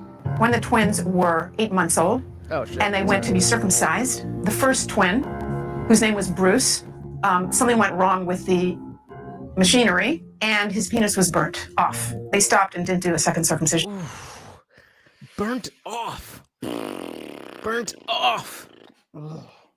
And I mean, that would be bad enough, right? That would be bad enough if that was your life, where at your circumcision, which is a whole other issue of whether we should be circumcising children, but one thing at a time. Not only did you burn your dick off, now they're just like, all right, we'll just make you a girl then. It's on the other twin, as you might imagine, and the parents, of course, didn't know what to do.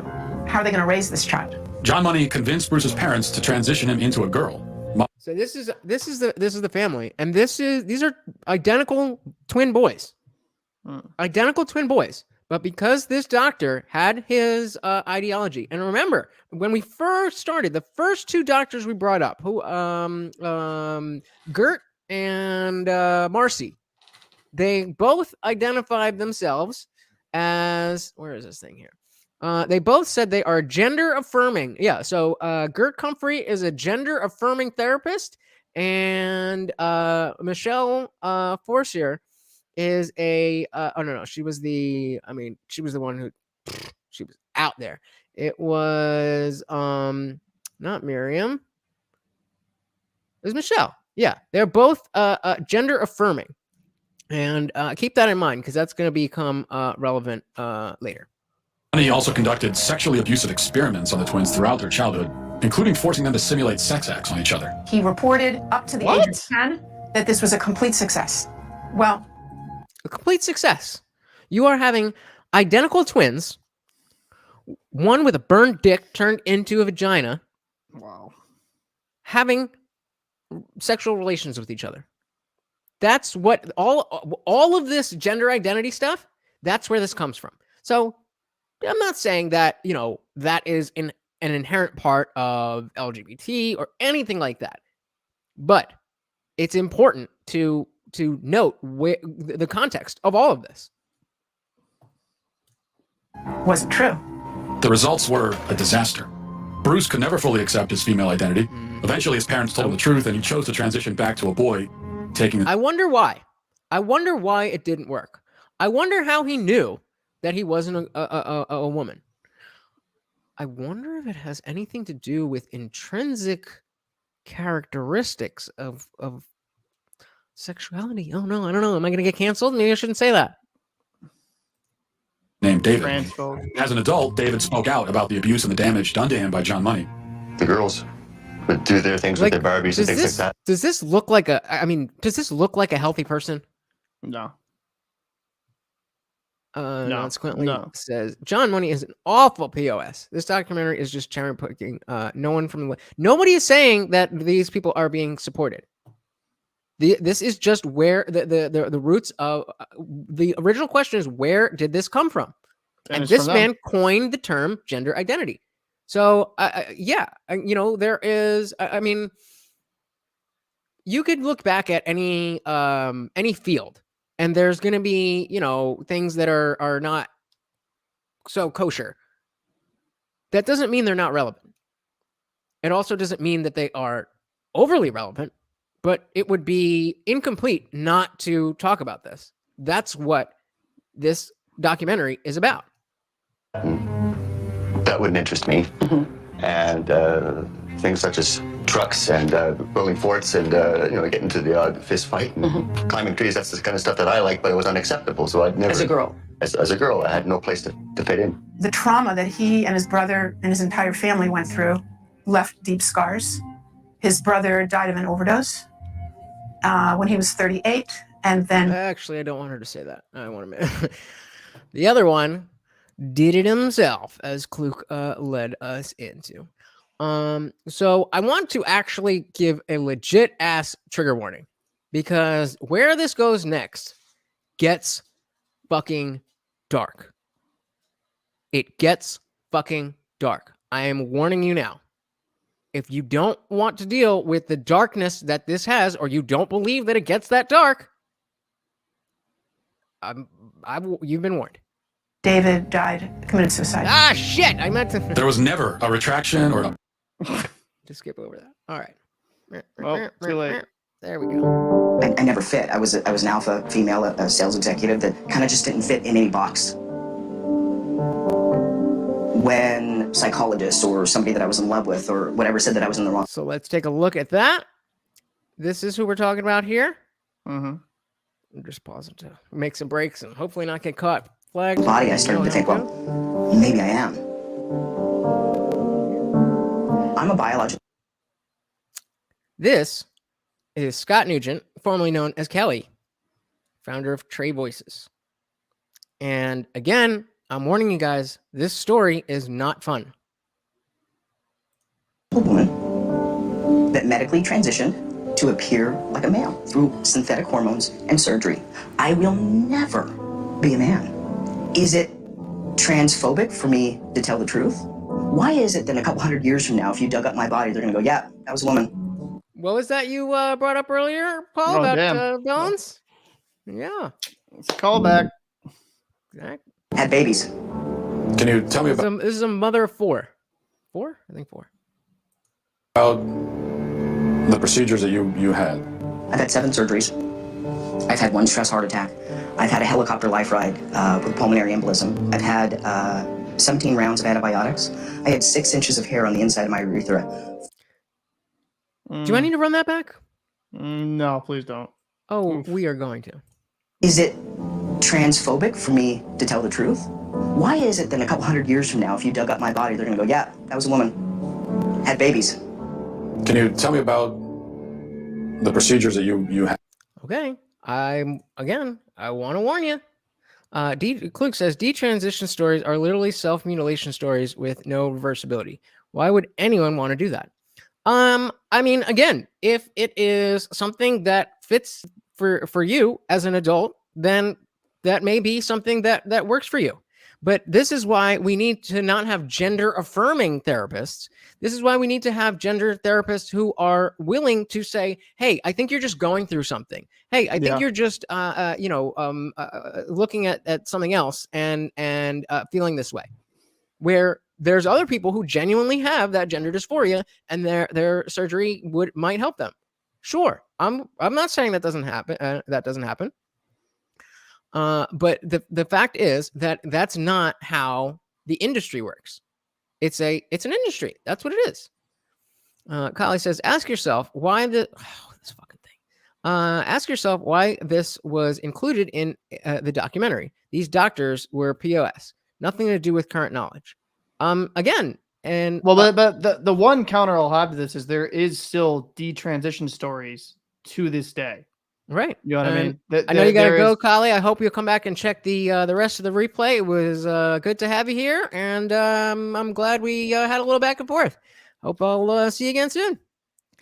The problem I have with that kind of narrative of trying to say it was like the medicine back then, it really wasn't, right? Is because, let's be honest, there's detransition stories every day where there's a lot of people that regret going through that surgery. It's a very intensive.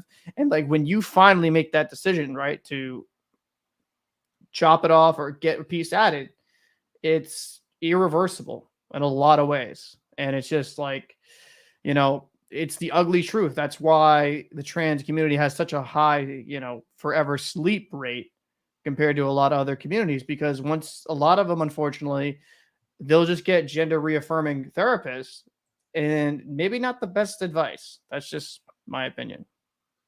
Yeah, I mean, completely agree. And as Scott here is about to bring up, it's not a, people like to act like the self-deletion rate is so high, and then people get surgeries, and then it's fixed. Well, we're about to see that is not at all the case. I've had 7 surgeries. I've had 1 stress heart attack.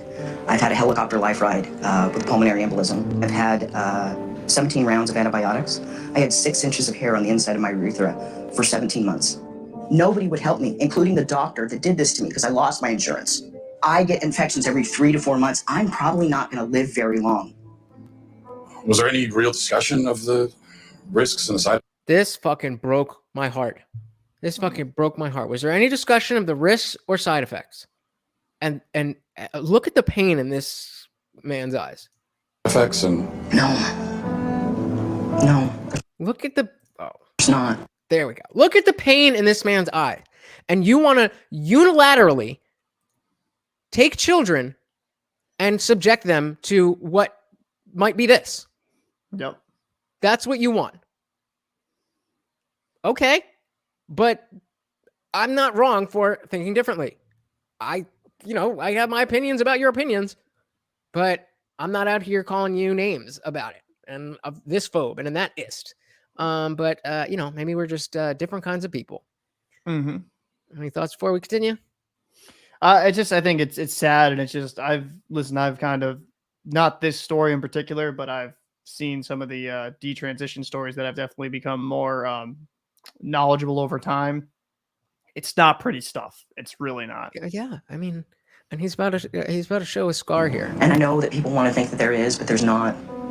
The truth is that medical transition is experimental. We have studies that said that medical transition helps mental health.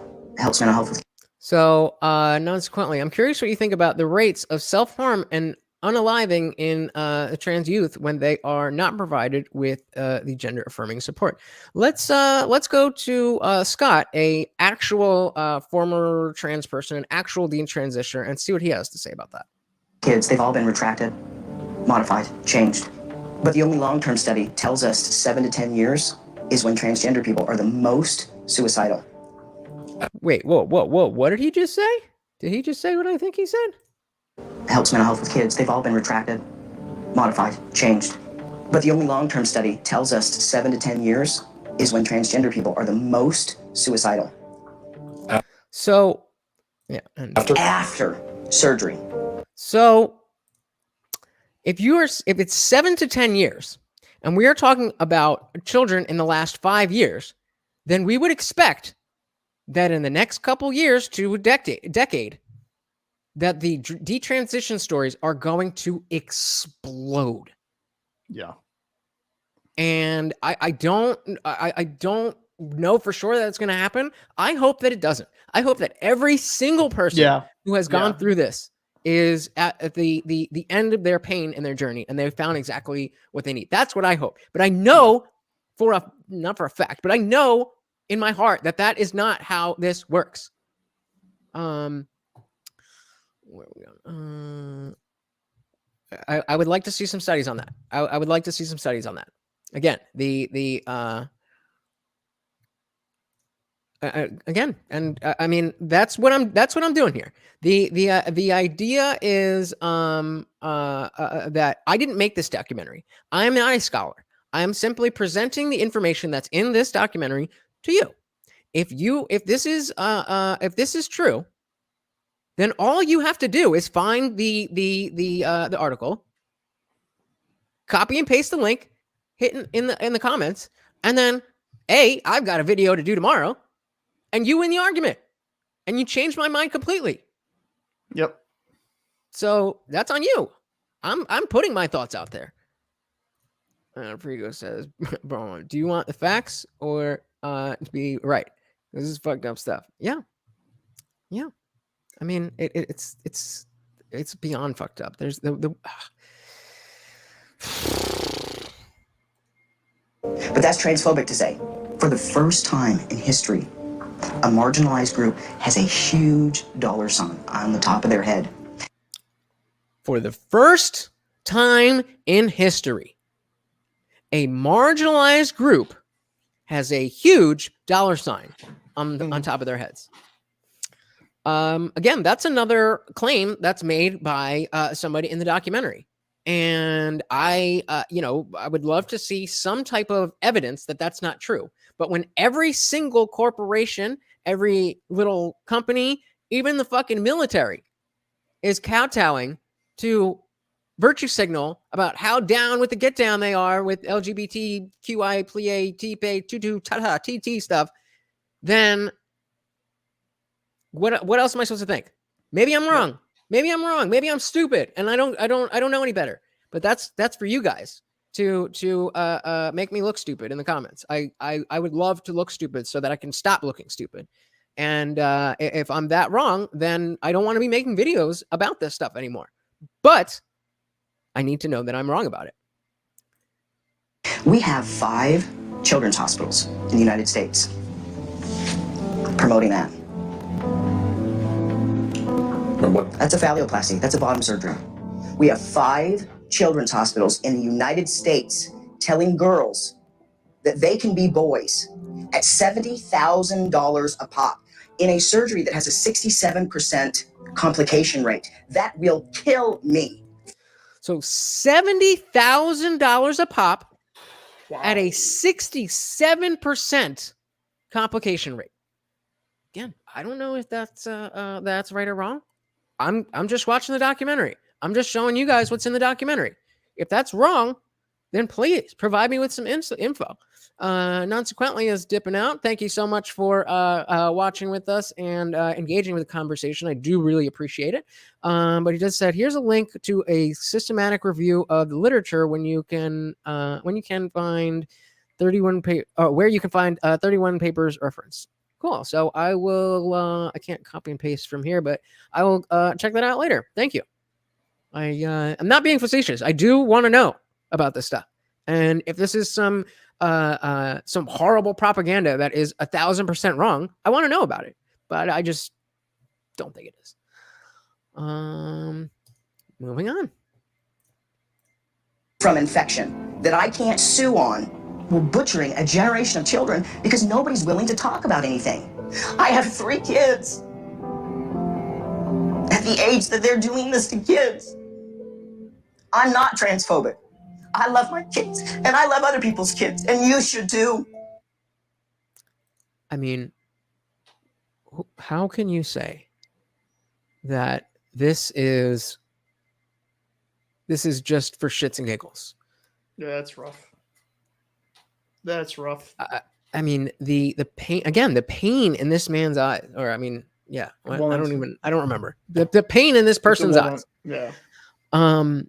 It's horrifying. And the fact is, even if this is not every case, even if this is 1 in 100, would you really put your children through something where 1 in 100 of them are going to go through these horrible things, lifelong issues, which is going to shorten their life? Maybe, but that's your choice to make. And that should be other parents' choice to make. The children cannot understand the gravity of what they are doing, whether it's the right thing for them or not. They cannot understand that. We are pretty clear about that when it comes to sexual acts itself, that children in no way under any circumstances can consent. But when it comes to mutilating your body, yeah. What does Michelle say? Oh, whenever they feel like it. Babies and infants. Maybe she says that later, but babies and infants. And this is, you're telling me I'm not supposed to say anything or do anything about it? I'm sorry. And again, the point is, if this is all wrong and I'm the one who's being fooled by this propaganda, then that's what I got you guys for. And I appreciate that you're taking the time to go through this with me, and that you would take the time to point me in the right direction and see why am I wrong about this. Frigo says, I also sent you a link on Twitter of the retraction of the American Journal of Psychiatry's published study from the Karolinska Institute in Sweden and the Yale the Yale School of Public Health back in 2019. So yeah, exactly. And there is a discussion that actually does come up about the being a doctor and being a researcher in this area and what that means and how that works. And they're just it's as corrupt as you could imagine. But again, I don't want to. I'm just talking out of my ass. I'm just watching a documentary. So let's let them say it. This is wrong on so many levels. Can kids consent? Do you think kids are capable of There we go. No, they're not. Being a parent is loving the hell out of your kids and helping them see around corners. What's the youngest patient that you've operated on? The youngest patient I've done vaginoplasty on is age 16. Whoa. 16 years old.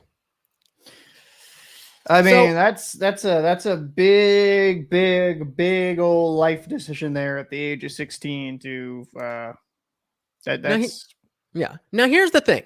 If that was the youngest we were talking about with all of this, and it was 16 with parent consent, then I personally would want nothing to do with that. But you're 16. You're not a little baby. You have the ability to understand the world, and you have the ability to talk with your parents who have fully formed brains and can clue you in on the stuff that you maybe wouldn't have thought about. I still think 16 is young, but that is very different than 6. That's very different than 3, which the Parental Rights and Education Bill is pushing for 3-year-olds to be learning about this stuff. Frigo says age 16. So her client was definitely younger when she was encouraged to transition. Yep, that's true. Great point, Frigo. But no, that's a slippery slope fallacy, right?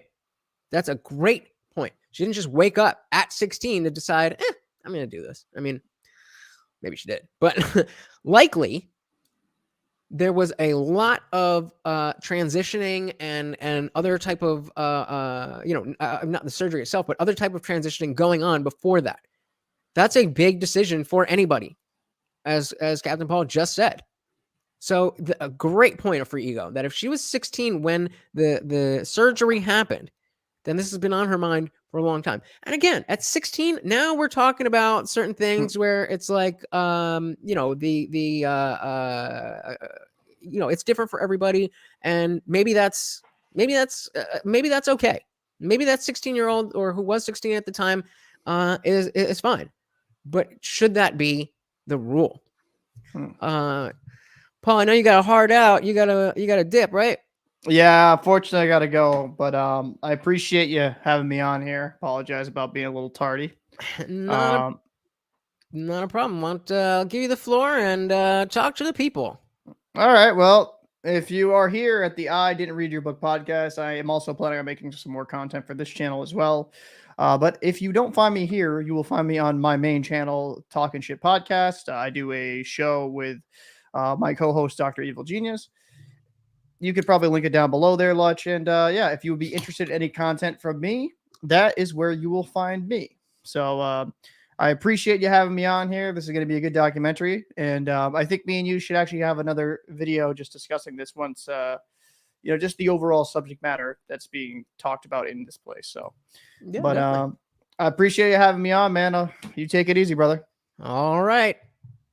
Peace out.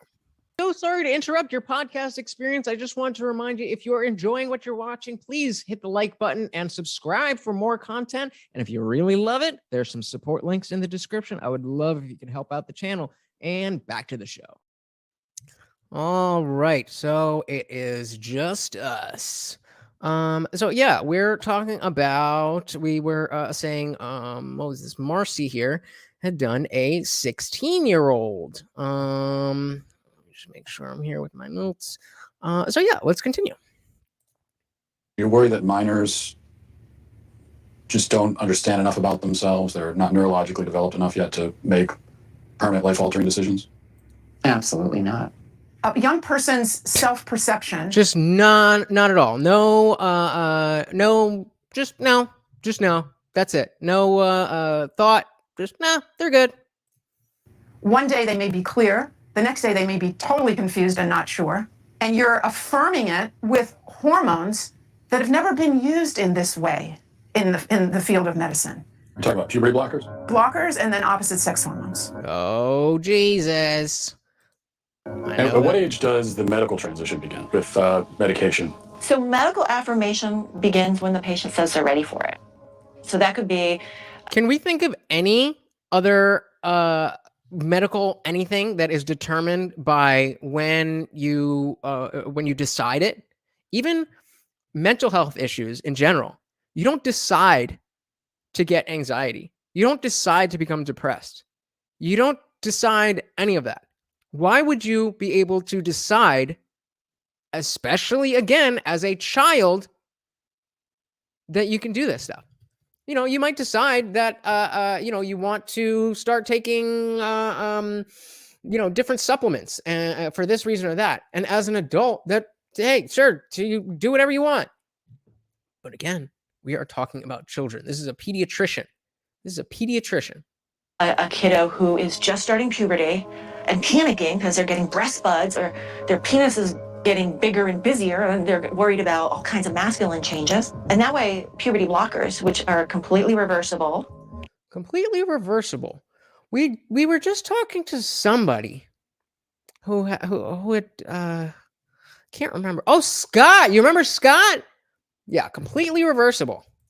And don't have permanent effects. To be fair, that was where they're talking about puberty blockers, and he was talking about surgery. So I'm trying to be fair, but yeah, it's not that simple. It's once you start there, you start with the puberty blockers, and then what do you think happens next?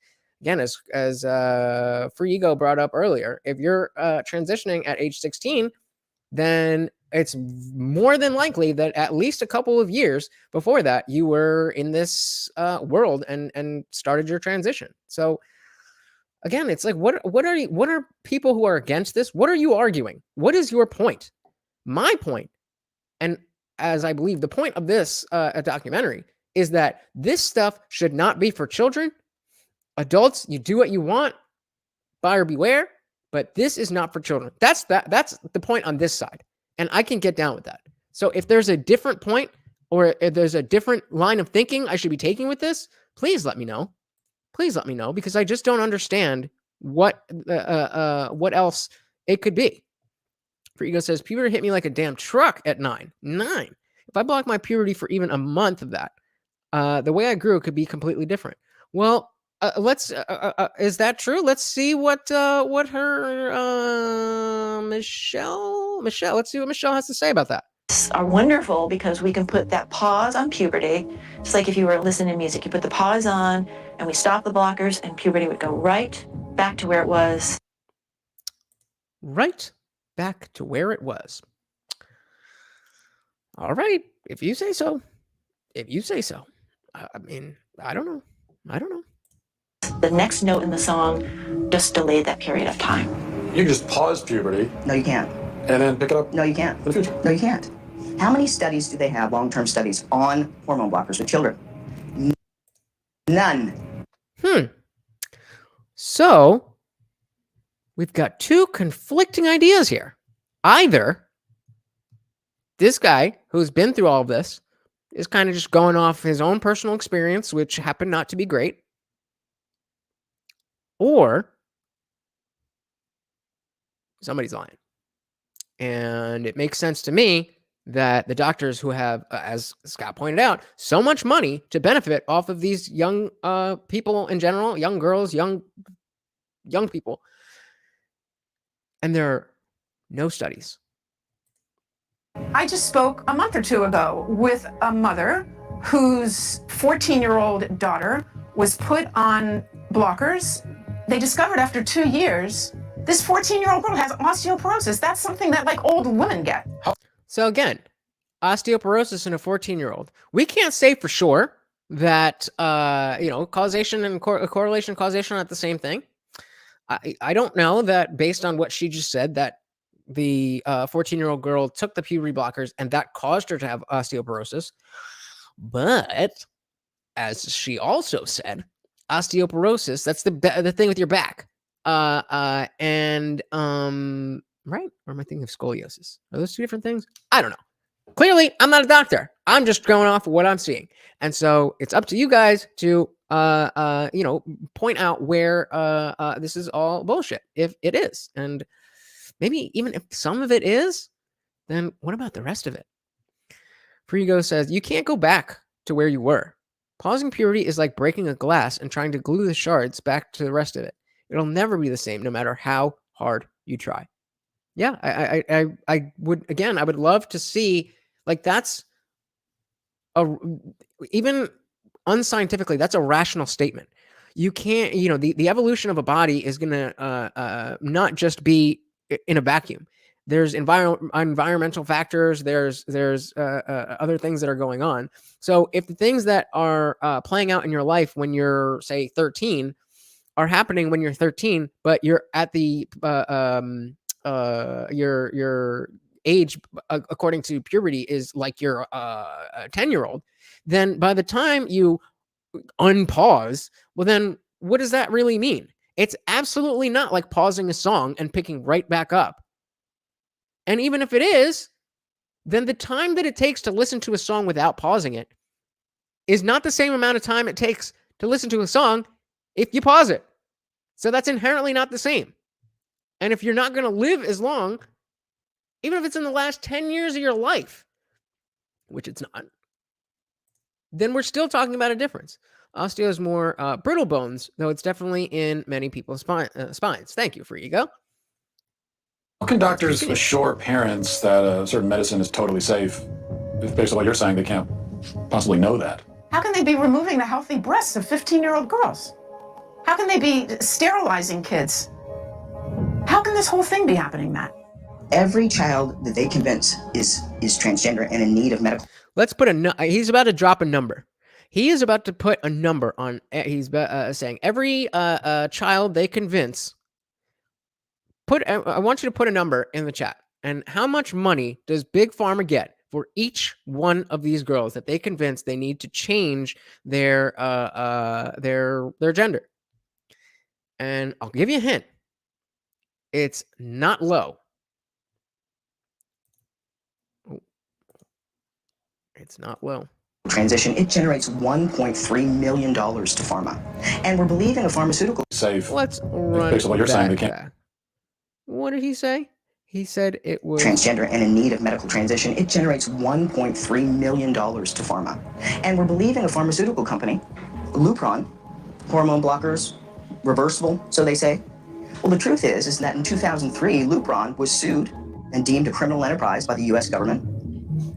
So again, we're talking about the typical medicines that are used. These puberty blockers. I think it's. I don't even know what. I don't know if it's Lupron or Lupron, but deemed in 2003.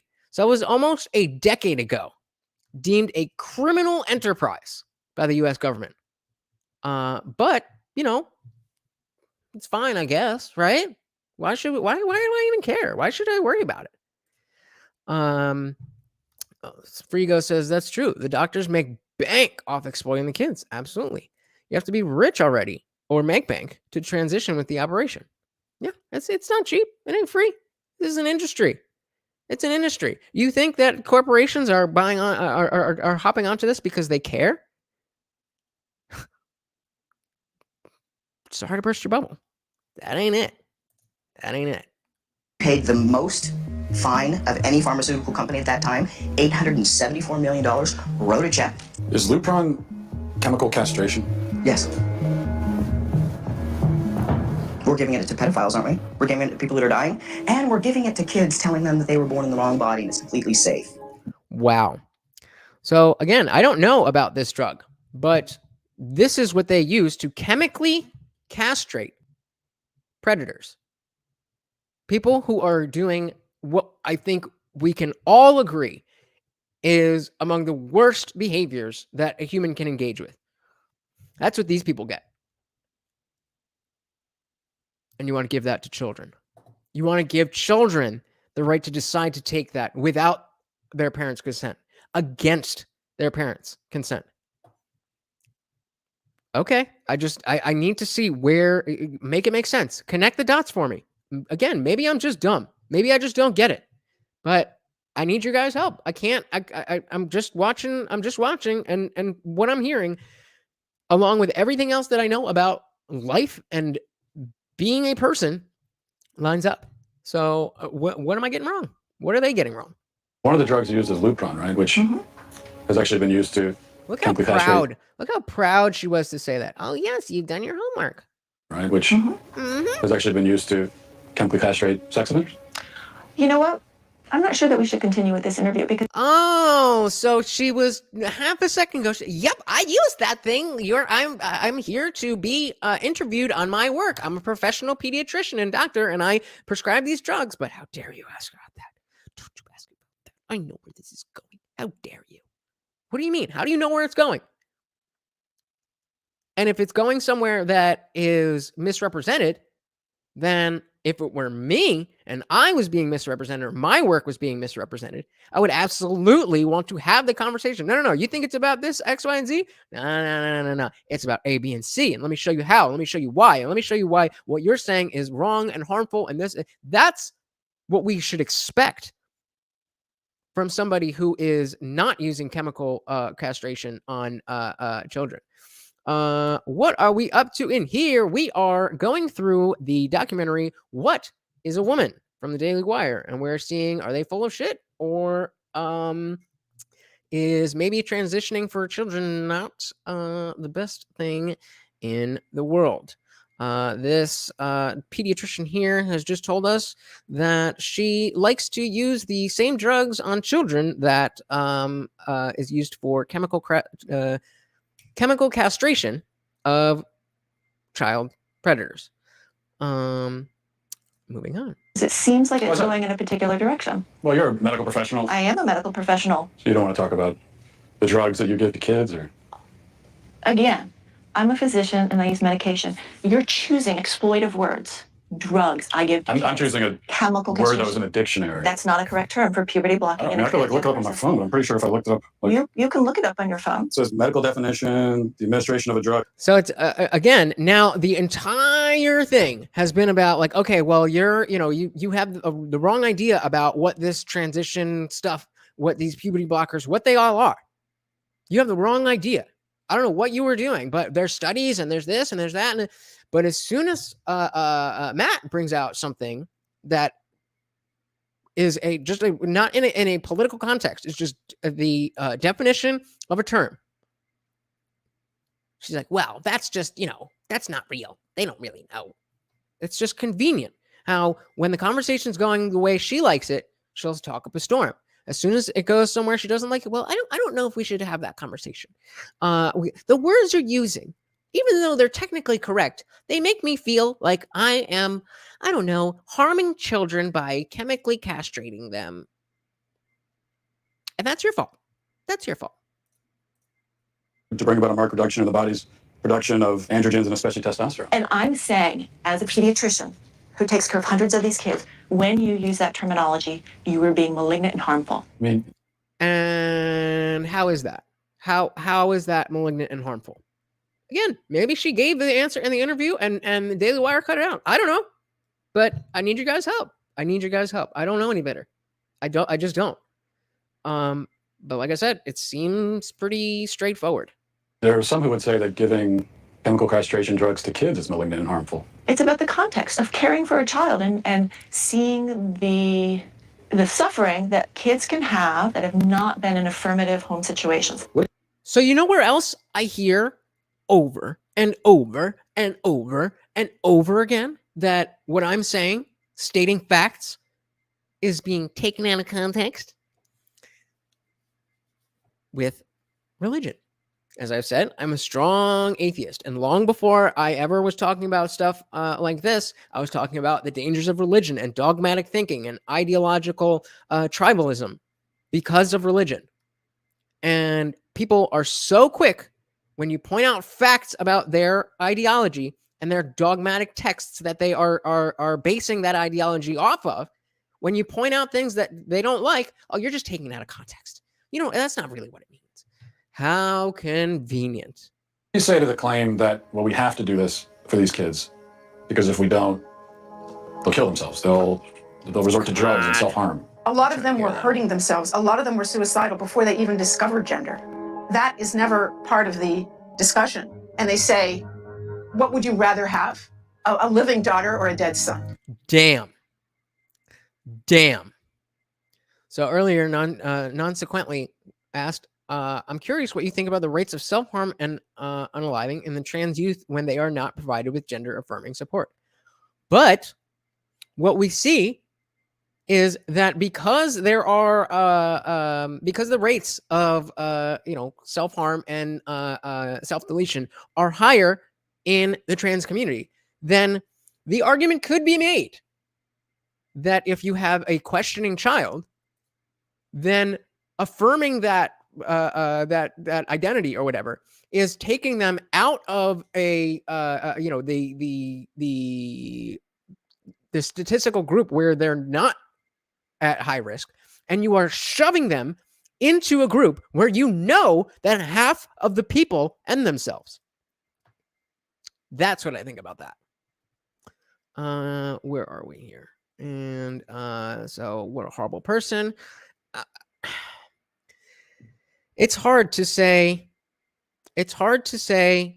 whether they're evil. When you say a horrible person, are we talking about evil? Or are we talking about ignorance? And does that matter? Does it matter? Because they're hurting children. They're destroying a generation.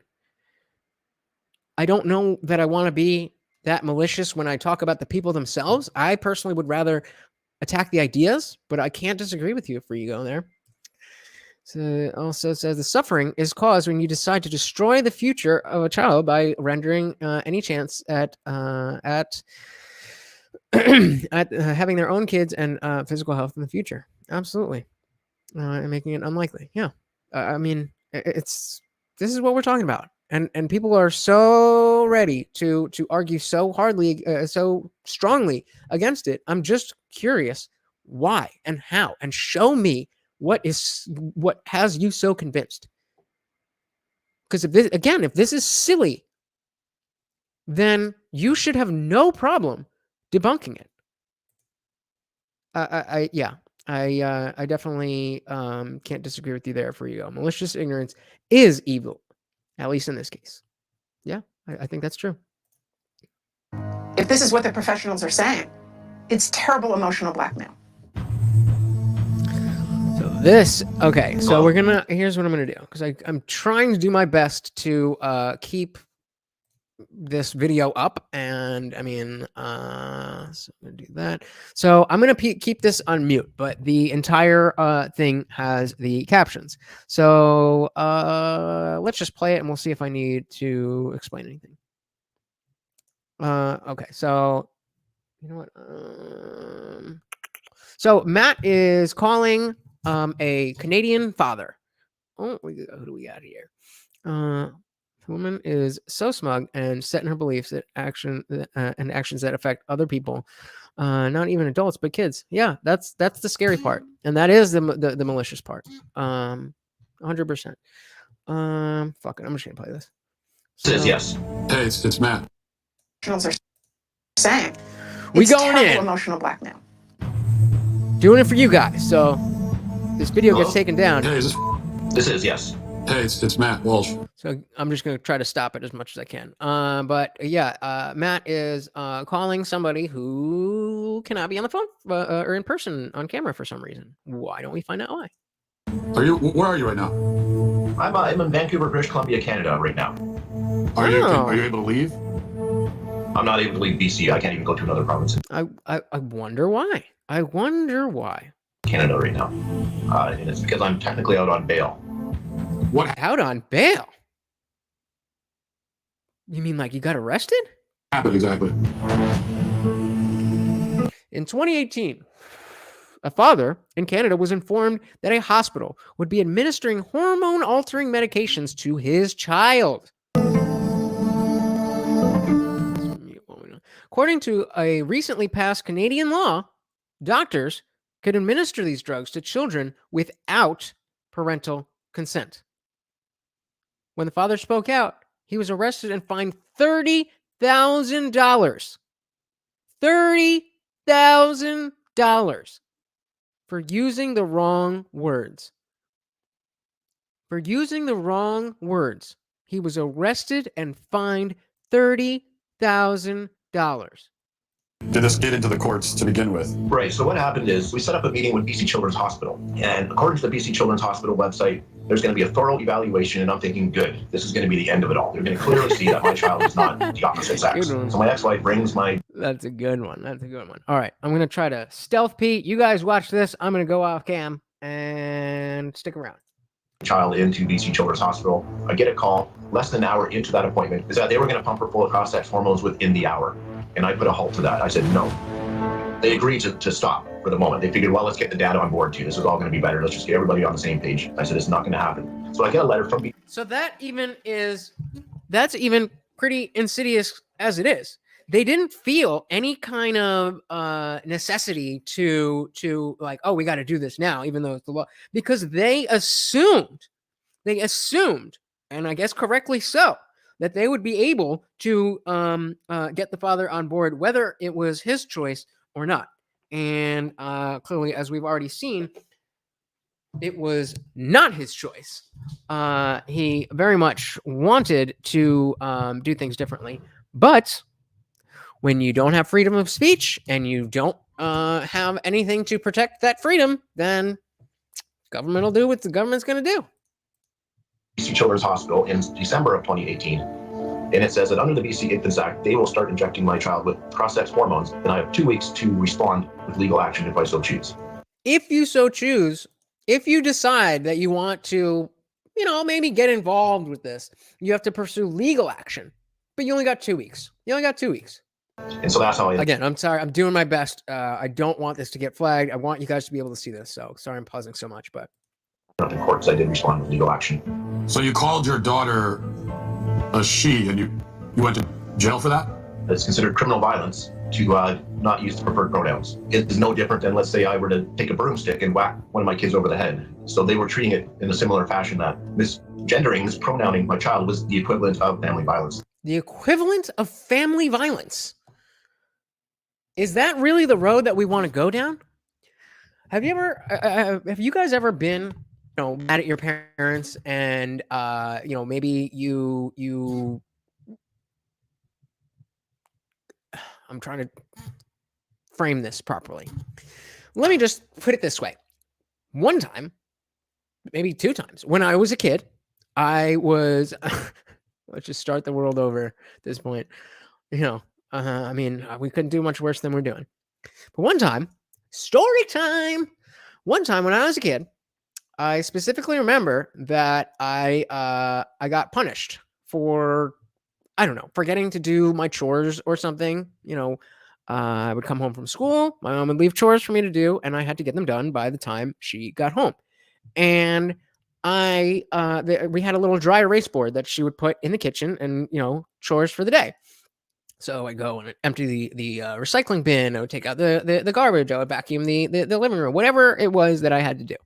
And usually there was like 4 or 5 things, not a big deal. So usually I'd look at the board, I'd know, and then, you know, they're pretty much the same 10 different chores that get mixed up. So I'd look at the board, I'd see, okay, I got to do this, this, this, and this. And then I would just go do them. And then I would just go into my room and chill. Well, I forgot one of them one day. And for whatever reason, my mom was in a mood. And I got grounded for that. And I'm talking, maybe I was definitely not in, I was not yet in middle school. So we're talking grade school, elementary school, you know, not older than 10 or 11 years old. Very relevant to what we're talking about here. And I was angry. I didn't feel like I deserved to be punished. I made a simple mistake. If I had remembered, I would have happily done the chore. If she had just said, "Hey, you forgot this chore," I would have gotten up and done it right in that moment. But I didn't get that opportunity, and I was angry. So you know what I did? I called the police, not understanding the gravity of what I was doing, and told them that my parents were abusing me. Guess how that worked out? Luckily, better for my parents than this guy. But the cops showed up at my door. They were, for a while, they were questioning what was going on. And, you know, immigrant parents, nicer neighborhood, you know, mostly white neighborhood, and you got these immigrant, and, you know, it just, that's kind of what happened here. Except instead of not doing chores, it's changing your gender. Doesn't that just seem like something's off? Or am I just crazy? You tell me. Is she on the hormone pills now? She is. The court ordered that she could do whatever she wanted. The court ordered a 14-year-old could do whatever she wanted. That's brilliant. That's brilliant. 2010 until... So we got somebody new. We've got Sarah Stockton, who is a clinical supervisor. This is yeah. So I would say 2016, I would say 80% of my clients were trans youth. Now it is, you identify, you take hormones, you do surgery. There isn't any other pathways. So if you have 2 parents, one parent wants to affirm the trans identity, the other parent doesn't, who wins that battle? The one who wants to affirm. Every time? Every single time. The goal is to get the parents to affirm the kid. He said every single time. The goal is to get the child to affirm the kid. The goal is not to find the appropriate treatment for a child in trouble, or not in trouble, but having issues. That's not the goal. The goal is not to help them. The goal is to affirm, to get the parents to do what they want to do, what they want the parents to do. I don't understand what the argument against this or the argument for this is. I don't understand. Again, maybe I'm just stupid. Frigo says, I was a little thief as a child. I had a little klepto phase myself when I was right around that age. Yeah. He says I got grounded plenty because of that, and disobedience. And I always thought because of that and disobedience, and I always thought it was unfair. Kids are not mature enough for major decisions. Well, I definitely still think that I shouldn't have been grounded that day, but I definitely shouldn't have called the cops and told them that my parents were abusing me. That's for sure. So where are we off to next? Where are we off to next? Oh. There's no such thing as a gender-affirming therapist. That's what I said earlier. That's what I said earlier. Granted, I did already watch this twice, but I said that because I'm smart. You don't believe me, but that's okay. That's a contradiction in terms. Why? Because you don't affirm if you're a therapist. It's not your business to affirm. Exactly. Exactly. That's exactly what I've been saying. The job is to go and help the person's issues, not to enforce what you want to enforce. You come to see, but it's Jordan Peterson, so it's he's some right-wing bigot. Because there's something wrong. Maybe you come to see me because a destructive element of you is wreaking havoc in your life. I'm on the side of the part of you that wants to aim up, man. Let's go. That's what I'm on the side of. Okay, now I don't know what that means in your case. But I don't know what that means in your case. Maybe it's transitioning. Maybe it's not transitioning. Maybe we should figure that the fuck out before we chop parts of your body off. Is that crazy? Am I crazy? I was definitely rightfully grounded, or I was definitely grounded rightfully 90% of the time, a free ego says. I stole from retail stores by hiding things in other things and even money from people I know. Yeah, I did stuff like that too. I didn't do too much shoplifting because I was a little pussy. But I would take, I remember, and it wasn't even like stuff that I necessarily needed or wanted or like money for the sake of it. It was the thrill of the hunt. I don't know. I think a lot of people go through that. And then, I don't know about you. I grew out of it. But yeah, like that, it needs to be addressed, and it needs to be addressed appropriately. So if we were to make the analogy that you are dealing with whatever issues and you are engaging in this behavior because of that, then it needs to be addressed appropriately so that behavior doesn't continue, but more importantly, so that the issue is resolved. So shoplifting and transitioning are not the same thing, but the point is, if there's an underlying issue that's causing a child to want to transition, then the goal should be to try to fix that issue, not simply to transition the child and see if it works. Remember, Scott said 70K a pop, 67% complication rate, and most likely for self-ending 7 to 10 years after transition. And maybe you've been paying more attention to politics than I have, but this has not been around like that for 7 years. So, like I said, in the next couple of years, I expect to see an explosion of detransitioning. And again, I hope I'm wrong about that. I hope that everybody who has transitioned this far is who they are and who they should be and who they want to continue to be. That's what I hope. I don't wish ill on anyone, but I just don't see it working out that way. I don't see it working out that way. Talk about it. Am I going to affirm what you think? No, it's not up to me to affirm it. You don't get a casual pat on the back from a therapist for your pre-existing axiomatic conclusions. That's not therapy. That's a rubber stamp. Is anybody at any point explaining to these kids the real long-term consequences of hormones and puberty blockers? I don't think they're explaining it to the kids, so that has frightened me that it's become... To the kids, what even about the parents when they are involved?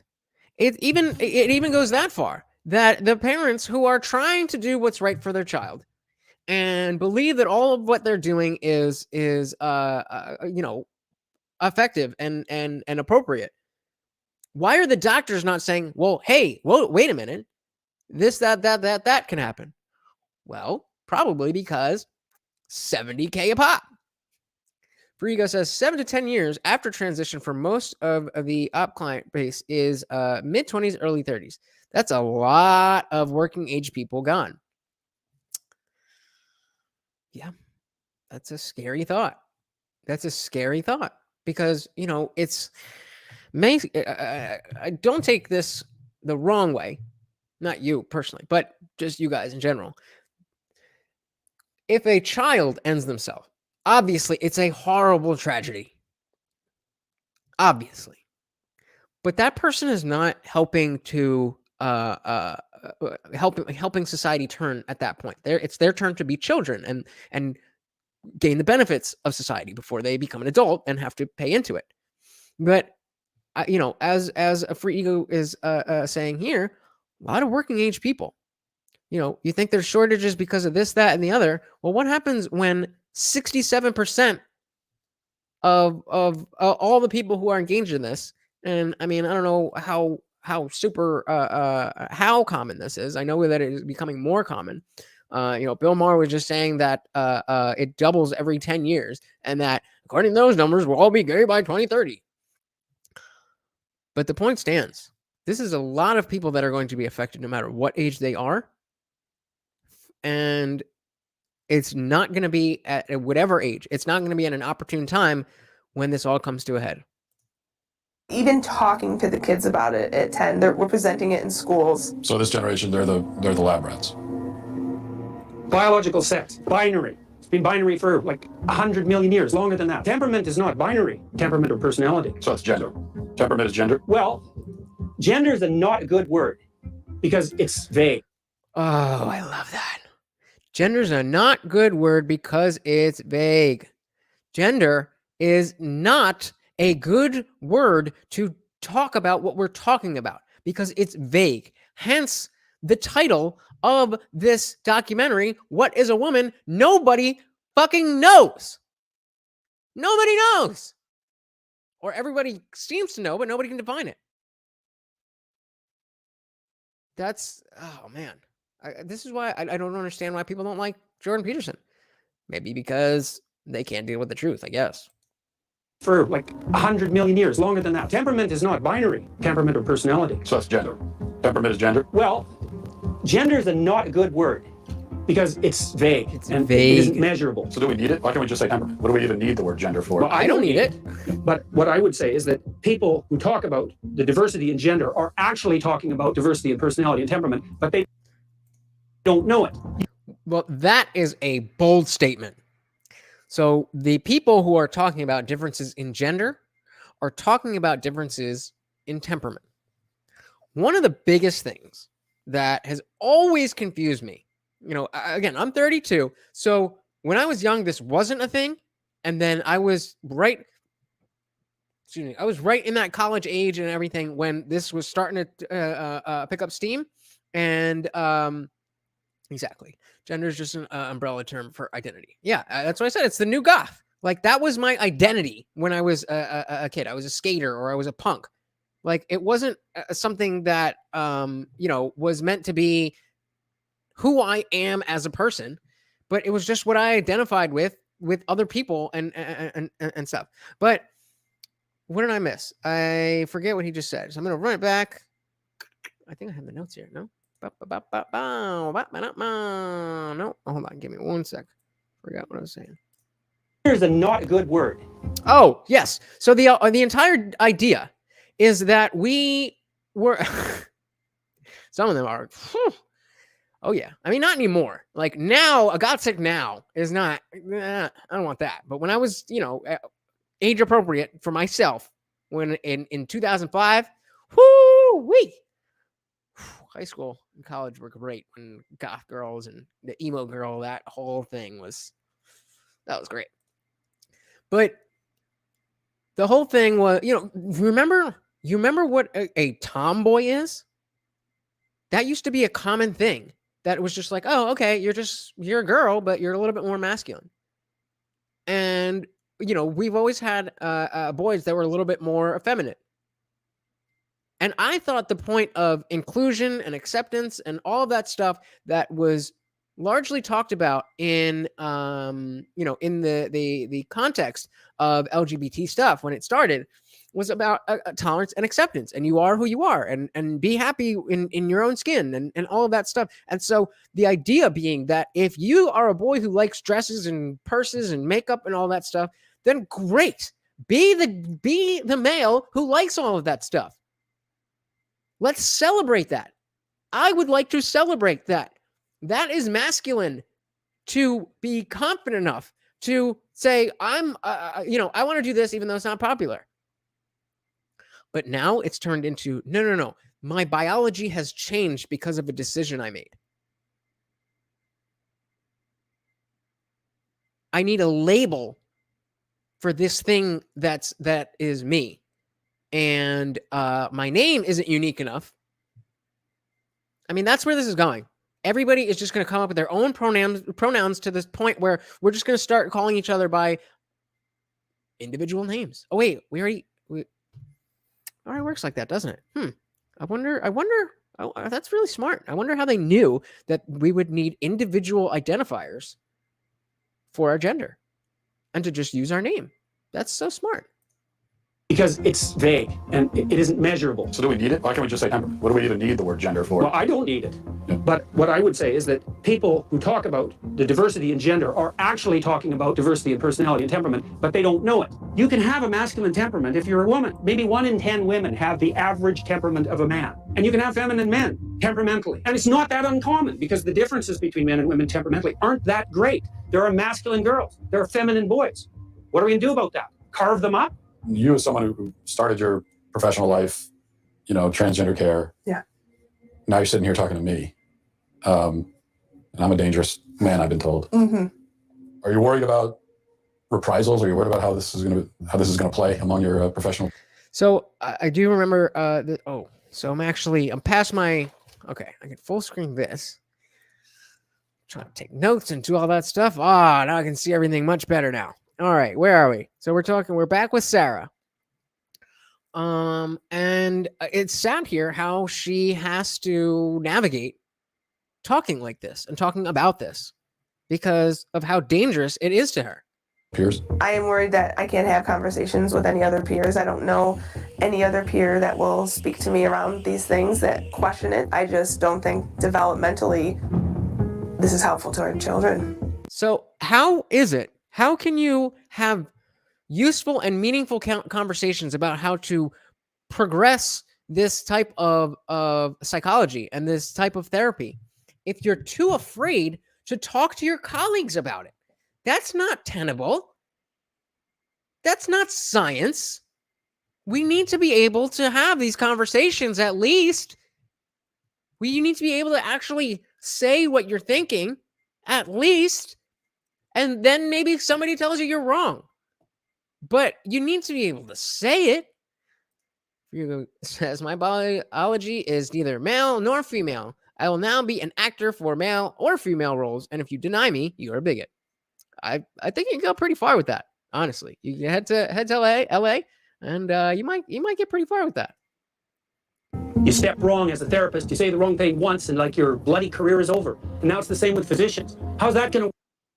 Again, another fantastic point is that Sarah was just talking about, I'm too afraid to talk about this stuff with my colleagues, which leads to, the conversation not being had, the studies not being done, all that kind of stuff. But now it's extending to physical medicine. And it's not just about psychology. It's about actual physicians. People doing actual surgery and actual medical work are now gatekeeping the conversation and then subjecting your children to whatever it is that they want. Again, if that is not what's happening, please put me at ease and let me know where I'm wrong. Please. Work. You're going to go have an honest conversation with your physician when he's terrified out of his mind that he'll say something politically incorrect during the diagnostic process. Hey man, you're sick with whatever you want to be. See you later. You want a prescription for something? I left academia because the climate had become... So we've got Dr. Deborah So. I don't know where I've seen her before. I have seen her other places. I'm sure she was some, I don't know, talk show talking about her book, The End of Gender. But let's see what she's got. Too stifling politically, especially when it comes to the topic of gender identity and the science of gender. It is absolutely impossible to do good research. You basically have to decide beforehand what you're going to find so that you don't upset activists, and that is not how you do science. Why has this shift occurred where all of a sudden gender and sex have become so politically and culturally charged? There's a really ugly history between sex researchers and transgender activists. In the past, if any sex researcher spoke out about science that went against activist orthodoxy or particular narratives that activists wanted to promote, they would basically have their personal and professional reputations ruined. So we just a little while ago were talking about Kinsey and John Money. So I don't want to hear from anybody that it's a cop-out that the the doctors are in on it or the anything like that. We have already seen how corrupt the anything around this can be. And what Dr. So is talking about is specifically what we would need to understand this properly, to have the conversations, to have the studies that aren't necessarily going to go in favor of the way that activists want it to go. But because of the landscape, that doesn't happen. So yes, maybe you can find this study and that study and that study and that study. But if the only studies that are out there are the ones that fall in line with what people already think, then again, that's not science. And this political ideology has infected our institutions to the point where we can't even do actual science. And that's not okay. Rigo says, this is what happens when the job is second and the money you earn is first. They don't care about life. They want the paycheck. Well said. Well said. Diving back in.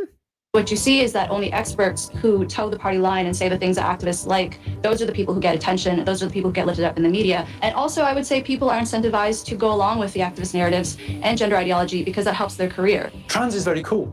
Trans is a way of giving yourself... So we got Carl Truman. He is, hold on here. He is a historian, a theologian, and an author of his book, The Rise and Triumph of the Modern Self. And yeah, like he said, trans is cool. It's the new goth. It's the new goth. That's all it is. Value, given the way society at the moment is functioning. All of the things that you... And let me expand on that. It is the new goth because there are a number of people that I know that I grew up with who were, in the goth scene or whatever, and most of them grew out of it, but some of them are still will not wear anything that's not colored black or maybe a little tinge of red. They only listen to the same bands they've been listening to for 25 years. Those people exist. And in the trans world, the people exist where they transition and they are happy with that choice and they continue to be happy with that choice. But how often is that really the case? And more importantly, how often is it not the case? That's what I want to know. To give us anchors of identity have become very fluid or very volatile in recent years. And into that context, I think what you find then is new identities start to fill the void or the vacuum. Whereas in the past, I might have got my sense of self-worth from being... So Frigo, the sleuth over here, has got a clip or an excerpt from Mark? What was his name? Carl. Carl's book. It says, modern culture is obsessed with identity. Since the landmark Obergefell versus Hodges Supreme Court decision in 2015, sexual identity has dominated both public discourse and cultural trends. And yet, no historical phenomenon is its own cause. Thank you for that. Thank you for that. I think that's very well said by Carl. And nice sleuth in there. Part of the village where I grew up. Now I might get my sense of self-worth through being part of the online community that I connect with, or part of the sexual identity community. So now we are seeing kids that are identifying as animals going to school, and they are purring instead of answering questions, and they meow, and the teachers are not allowed to question it because it's considered a queer identity. So you have kids that are going to school and they're saying, I'm a cat. Mm-hmm. And the teachers have to affirm them as a cat. Yeah. Does anybody think that that is a good way to treat children? To just overly indulge whatever it is they want? How much candy did you want when you were in middle school, in elementary school? Would it have been a good idea for you to eat all the candy that you wanted to eat? How about your bedtime, knowing you had to go to school the next day? Did you choose to go to bed when you went to bed, or did you have to be put to bed? Were you always trying to stay up later? That's kind of normal, right? And so as a parent, then it's your job to make sure the child does what they need to do and what is appropriate for them. That's not what these parents are doing, except for the guy who got arrested and fined 30 grand.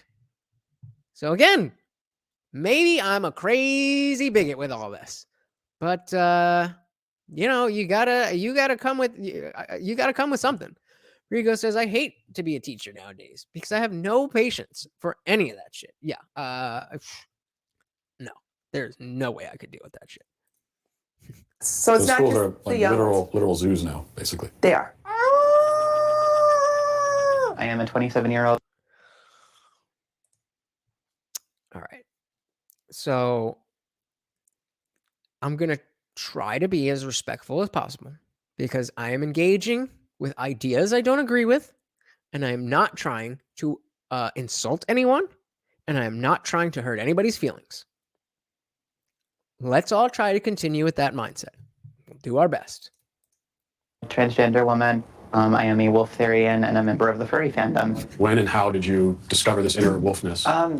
Probably around age 10 or 11. I was watching an anime about wolves and see the wolf running across the screen, and I'm somehow just intrinsically like, oh, that's me. Have you spent any time around biological wolves? Yes.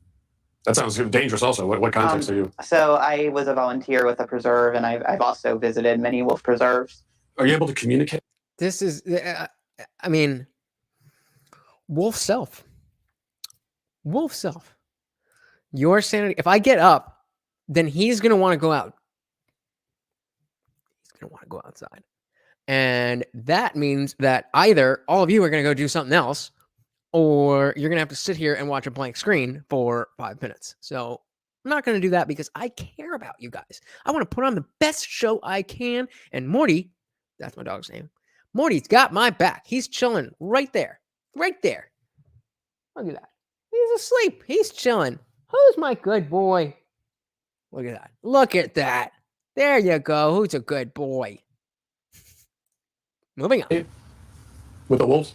Am I going to have a conversation with a wolf in the way that I'm communicating you and I? Obviously not. Am I going to read their body language, respond appropriately to their behaviors and their nonverbal cues? Okay, so now let's be as fair as we can. If I'm trying. I talk to Morty. I have full conversations with this dude. I can read his body language. I can understand when I know that if what did I just say? I know that if I get up, he's going to want to do this. He's going to read the situation. I'm going to read that. All of that. That's kind of normal. But I don't think I'm a dog. I just understand that. I mean, we're being nice. We're being nice. We're being nice. Frigo says, if this person's a wolf, what's stopping mating with this thing's own kind? Well, that's what Matt was saying. That sounds pretty dangerous. We are gonna, yeah. Yes. Would you be able to give us an example of this wolf communication? No. I'm not comfortable doing so. Okay. All right. How? Why? That's a legitimate question. Why are you not comfortable with that? Because I mean, I'll tell you, I wouldn't be comfortable having sex or jerking off in front of a camera or a bunch of people. But I'm supposed to be the prude one. You're supposed to be loud and proud and all of that stuff. And I'm not saying I want to see it. I'm just saying, why are you not comfortable? What is uncomfortable about it? Let that sink in. Exactly have these ideas become so pervasive? First of all, I think we need to remember that in the West, at least, we have it drilled into our minds from childhood onwards that personal happiness is the key to individual flourishing. Mm-hmm. Secondly, we think of ourselves in psychological terms. I am my feelings. And in order for me to be happy, I have to be able to express my feelings. I have to be outwardly that which I feel myself to be inwardly. Thirdly, we're taught that interfering with somebody else's happiness is very bad. We need to acknowledge that there are powerful lobby groups, powerful cultural and political lobby groups driving this thing. Hollywood is pressing LGBTQ plus matters in so many movies. We're seeing it in the... And again, that just leads to the level of reach that this stuff has. It's gone so far that this documentary needed to be made. It's called "What is a Woman?" We're questioning what is a woman. I mean, that's how far this has gone. We can't even say what a woman is anymore. Way Amazon sets up its algorithms. There are all kinds of factors in society that are pushing what would really be numerically a fairly minority interest into being one of the main political focal points of this generation. After my operation, That's gonna get claimed. All right, so let's see where this goes. Because I mean, it's almost like you can't watch anything on anything, whether it's Netflix, HBO, all of this stuff is just so heavily inundated with this LGBT type stuff. And the fact is that it's just not representative of real life. If this is 1% of the population, then why is it 30% of the shows on TV and 28% of the movies? That doesn't make sense. Frigo says personal happiness should be a result of growth and support from family and friends to face the realities of life, not getting everything you want and facing no conflict. Beautifully said once again. But that's something that would be taken as maybe even toxic masculinity these days, that to suggest, especially to a woman, that she can't just have everything that she wants, that she doesn't deserve that. Well, you're being a bigot. You're being a misogynist. How dare you? She deserves the world. She's a queen. And then if you're not, you can just switch over. And then you could be a queen with a penis. Oh, I forgot this one. Would you say that is definitely part of your story? When I look back, I don't think... Oh, I actually do want to. So this is a detransitioner that was, let's see how far back I have to go. Into being one of them. She was on Timcast IRL, and I've seen her operation a number of places, and talking about her, how she transitioned at like 14 or something, and then it was not all cracked up to be. She still had mental health issues, and she had to stop taking whatever it was, and she's not very happy about where she is in life. Trying not to use the actual Hollywood stuff. Just be a lesbian. Because she's a boy. Because I was body. How good is Euphoria, though? The idea of social contagion, that there could be something in one's social environment that could play some role in somebody coming out identifying as trans. Would you say that is definitely part of your story? When I look back, I don't think I would have ever even considered seeing myself as a boy without these social aspects. Look at that. And she's a cute girl. And then you just stop that, and now it's something that literally has become her identity because she doesn't have a choice. It's become such a big part of her life that she doesn't have a choice. What? Yo, Euphoria is the shit, dude. I would say maybe what is Ellen Page? Her or Euphoria? I mean, kind of both. But Euphoria might be number one on. Oh, sorry, Mort. I didn't see you down there. Might be number one.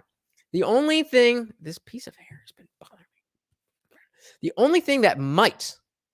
Okay, word. Yeah, exactly. I mean, yeah, exactly. That's what Ellen Page did, or Elliot. We don't want to misgender. Or dead name. But I think the only show that rivals Euphoria that's on TV like week to week, a real like as opposed to like just a Netflix limited series or whatever. The only thing that can rival it is Succession. But between the two shows, and maybe Severance. Succession, Severance, Euphoria. If you have not watched those, go watch them as soon as it's done. Do not dare click off of this. But yeah, I mean, they're fantastic shows. But yeah, I mean, if it wasn't for you, I mean, what didn't you like about it? It was so good. Why do you say that? Well, you know, they're completely different. Succession is a show about running a company, and it's this highly powered family that's doing all that stuff. And Severance is a kind of like a not sci-fi, but like it's a mind bender type thing. Trust me, just check them out. 2 episodes each, and if you don't like them, then you're crazy. I don't know. Especially if I hadn't joined these online communities. The online communities. That's again going back to what Carl was talking about how there's so much support. Actually, she's going to go into it, so let me let her say it. I identify as non-binary. I'll officially be changing my pronouns to they, them. My pronouns are he, him, and demon, self. I've been going by they, them pronouns for 4 years now. I'm pretty comfortable with it. I use they, them pronouns. There was literally I use they, them pronouns. I'm demon self. Demon self? Demon self? Let's also, the root of all evil. I mean, yeah. But let's also, I just want to point out the notion of the fact that pronouns are not typically used in a face-to-face conversation or one-on-one conversation, or even, you know, in a group. It's rare that you'll use somebody's name, or you'll just look at them. So the whole idea of pronouns is I want to control the way you speak about me when I'm not even there to hear it. You're not even there. You're not even there, and you're still getting offended at how people are talking. You're not even in the room. a period of a few weeks to a few months. I started out as an ally, and then eventually I was starting to identify as transgender. We are trans models. So they go on the internet and they're told that all their problems will be solved if... This is exactly what I was talking about. So you're having some kind of issue, whatever it is. It could be not related to anything at all. Before I go into that, free go. Matt makes the excellent point that you don't choose them. They're based off your physical appearance. Yeah. But yeah, so that's exactly what I was talking about. The level of the insidious nature of the Tumblr generation, and the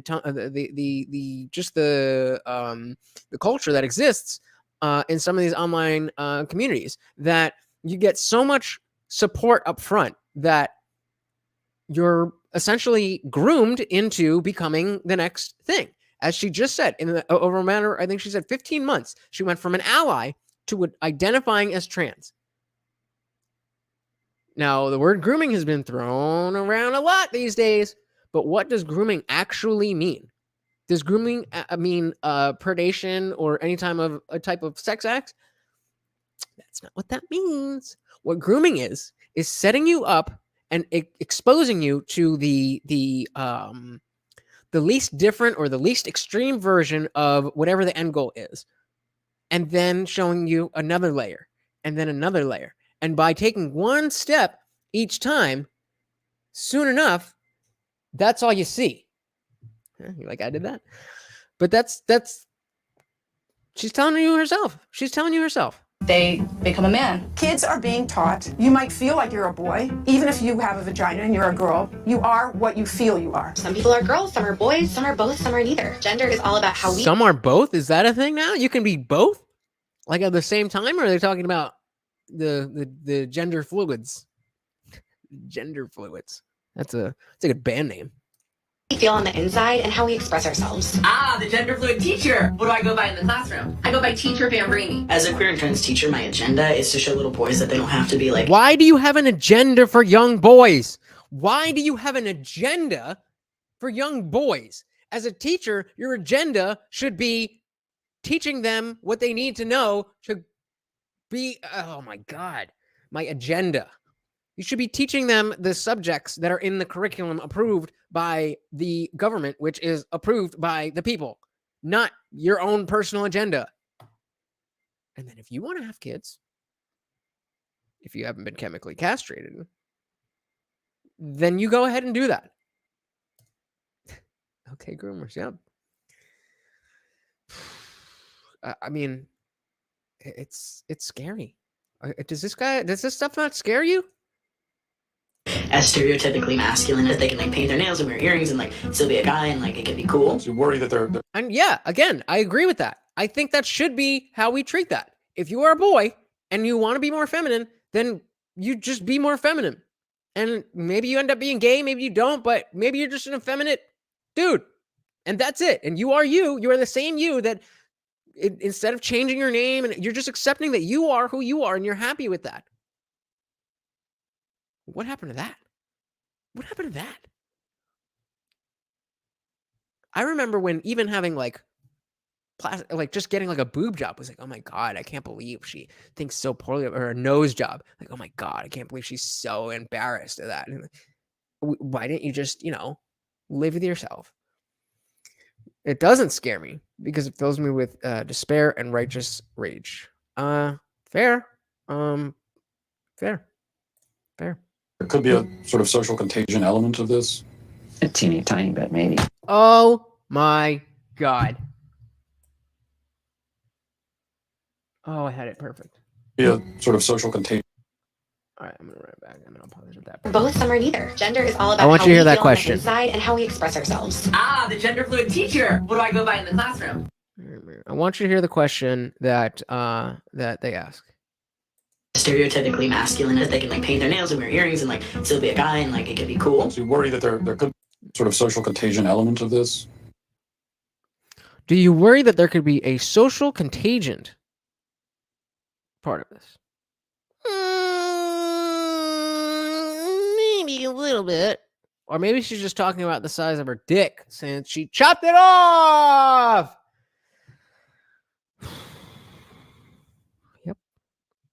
Yep. That's what we're dealing with. And I got to say it again.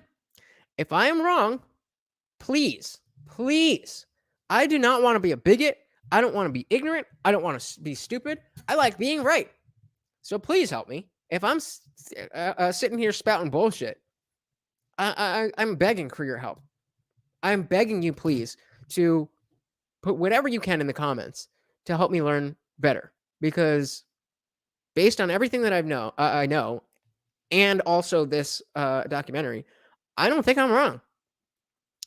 But I could be. A teeny tiny bit, maybe. Looking back on it, it was the same pattern. Just kids who were really struggling, kids who were... That was the saddest fucking thing. What was that?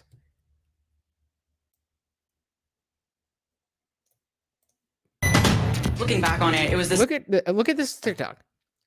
Like, this is real. I mean, if you can act that well, then good on you. Those look like real ass tears.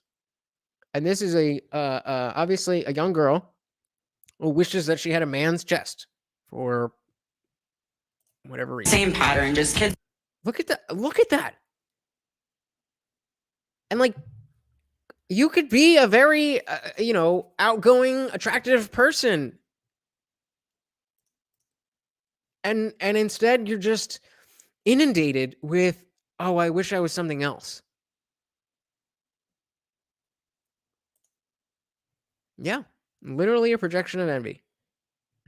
I mean, I've heard of penis envy, but I've never heard of male chest envy. But I guess with the rate of double mastectomies, it's on the rise. All right, let's finish this up. Who are really struggling, kids who were very alone and isolated. They have anxiety. They don't fit in with their peers. They don't know where they belong. Maybe they didn't have a welcoming family life. They just got caught up in these communities online. After bottom surgery, telling men I'm trans is not going to. Oh, wonderful! Oh, wonderful! So you are a biological male, and you're gonna slap on a whole. You happen to be feminine enough to pass. You look like a girl. What I'm looking at, and you're gonna have men put yourself in the position of getting men to try to have sex with you. And they're not going to know that you were born a man, and you think that's going to go well. Okay. And they discover, hey, there's this group of people, and they also don't fit in. They're different. They're not sure who they are. How is this not the new goth? This is exactly what we talked about the goth, and I'm just saying goth because it's the most extreme of, those. But the goth, punk, skater, all that was a movement. It was something so real. The emo thing, the scene, that was such a real part of so many of our lives as teenagers. But then we grew up and we became normal people. And I still listen to that same kind of music, but it's not my entire identity because I have other stuff to do, unlike teenagers who have nothing to do but worry about who they are and how to fit in. This is, Afrigo says, this is not the new goth because the goths were a rebellion against authority and they are the authority. Well, they weren't always. There was a short period of time where they definitely weren't, but you are absolutely right that yes, now they have become the alphabet mafia. And that's a great point. Being goth was never cool until, I don't know, because eventually Hot Topic took over and it was the norm to have metal band tees and stuff. But yeah, you're absolutely right on the fact that they are the authority, and this is the majority, and this is the mainstream, and all of that stuff. There's nothing anti-establishment. There is nothing counterculture. There is nothing alternative about any of this anymore. Hey, that's where I fit in. Today is the day before my top surgery. I'm waking up tomorrow at 5 a.m. And so again, just to use that as an example, like, do you think this person is going to get positive feedback for this post or negative feedback for this post? And if the person gets positive feedback for that post, do you think that's going to encourage them to continue down that journey, whether or not it's right for them? Do you think it's going to tell them to look at themselves and really question it? Or is it only going to go in one direction? Have a subcutaneous mastectomy. We're telling children when they haven't fully developed that all you have to do is medically transition and you fit in. I was one of those kids. It got me at 42. Your child doesn't have a chance. 42. Scott was 42. And I mean, it's new. It's new to be this. What in the fuck am I looking at? It's new to be this popular, but he makes a good point. As a 42-year-old, I would assume liberal woman, right? Scott was born a woman? I can't keep up. But yeah, a 42-year-old liberal woman is going to get, caught up in this kind of stuff. What do you think is going to happen with the kids? We can see it. Trans rights. This is only going in one direction. You will respect us. What did I just say? And what did a free ego just say? They are saying the quiet part out loud. It only goes in one direction, and we will accept it. Or what? Not that I don't accept your existence. I just don't want you pushing your ideology on children. Especially on children. I don't really want you pushing on me either. But I'm at least an adult. As parents come to understand more about gender identity, kids are coming out at younger ages. It's exciting. And you know who gets it right? Is this next generation. The next generation who's already telling us. That clip is not going to age well. You know who gets it right? This next generation. And then in 10 years, half the generation is the wrong gender. And yeah, I don't think it's going to work out the way she thinks it is. Us that our antiquated ideas of things have to be a certain way just don't apply to them. They reject. Remembering I'm living my life and I don't give a flying fuck. Just look at me. Like, okay, again, like, is this brave? Is this brave? Is this speaking out? Or is this just virtue signaling? That's a rhetorical question. Seeing a lot of our social mores, they're tweaking the system. When you finally find a surgeon who's not scared of trans healthcare, You mean when you finally find a brainwashed physician who will do whatever you want, despite the fact that it's probably not the best thing for you. I just don't think it's realistic to put this decision on them that is basically saying, are you okay with the risk of permanent health effects that you can never ever reverse? How can you ask that of such a small child? How can you, well, you know, that again is the question that I've been told is a slippery slope. But if we're saying children can consent to this, where does that go? What do we think children can consent to next? Or do we think this is going to go towards alcohol? Probably not. Maybe. Do we think this is going to go towards the army? Voting? Maybe they'll lower the voting age. I think they want to do that.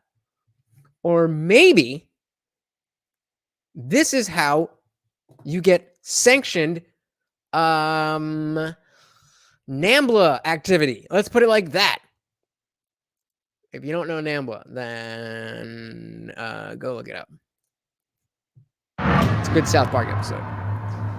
I'm a physician. All right, so that's the end of the actual interviews for the documentary. But there's a great conclusion and a little piece here. So we're gonna play this, and then I'll drop the link if any of you guys want to come up. I'd love to hear from you. And I use medication. Certainly, it's a bit of a Faustian bargain. Puberty blockers, which are completely reversible. You keep invoking the word truth. Just condescending. I almost forgot about that guy. The word truth is deeply transphobic. Some women have penises, right? Some men have vaginas. Does a chicken cry? Does a chicken commit suicide? I'm not a woman, so I can't really answer that. I guess because I got a dick. That's my. So when I first started this, I wasn't really going through every part of it, and then I just decided to say fuck it. You know, not like I spent like 5 hours making 5 pages of notes on this fucking thing. Yeah. So Dunn, the guy who owns the Star Wars shop, remember he was asked, "How do you know you're a man?" Well, because I got a dick. Simple enough. Oh.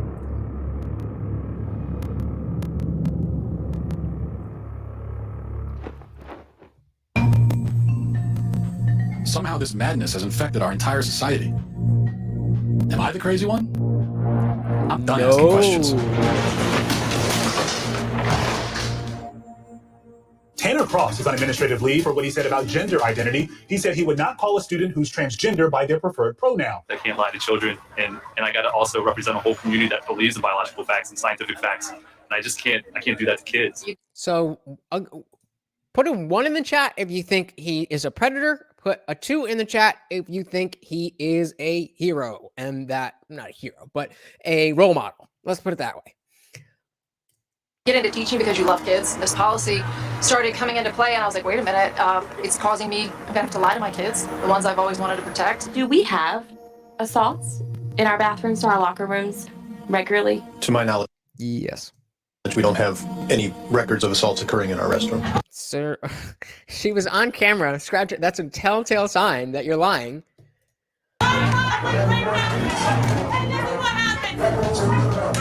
The predator transgender student or person, simply, it does not exist. The Virginia Department of Education says it is now reviewing whether the Loudoun County School District has properly reported cases of sexual assault. This comes after a 15-year-old was charged on 2 separate occasions for assaulting 2 different students at different schools. Dozens rallying tonight in Loudoun County to protest the school's policies. So that includes limiting who can talk during public comment portions of board meetings. One speaker leased property in the area just so he could speak tonight. This is fucking gangster.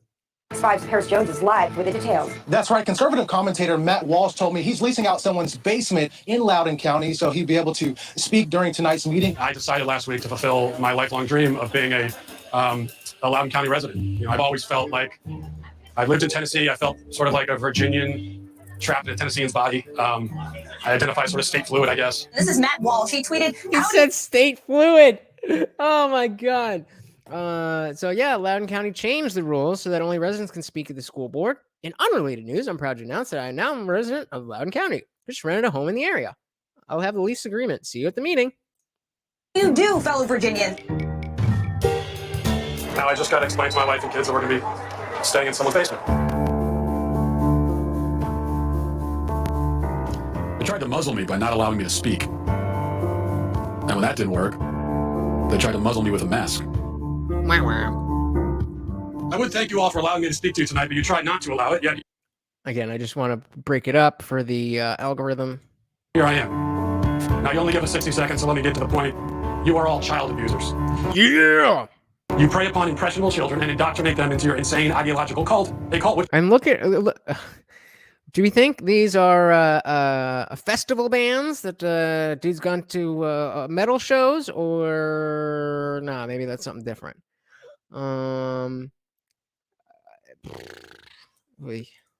holds many fanatical views, but none so deranged as the idea that boys are girls and girls are boys. By imposing this vile nonsense on students to the point even of forcing young girls to share locker rooms with boys, you deprive these kids of safety and privacy and something more fundamental too, which is truth. If education is not grounded in truth, then it is worthless.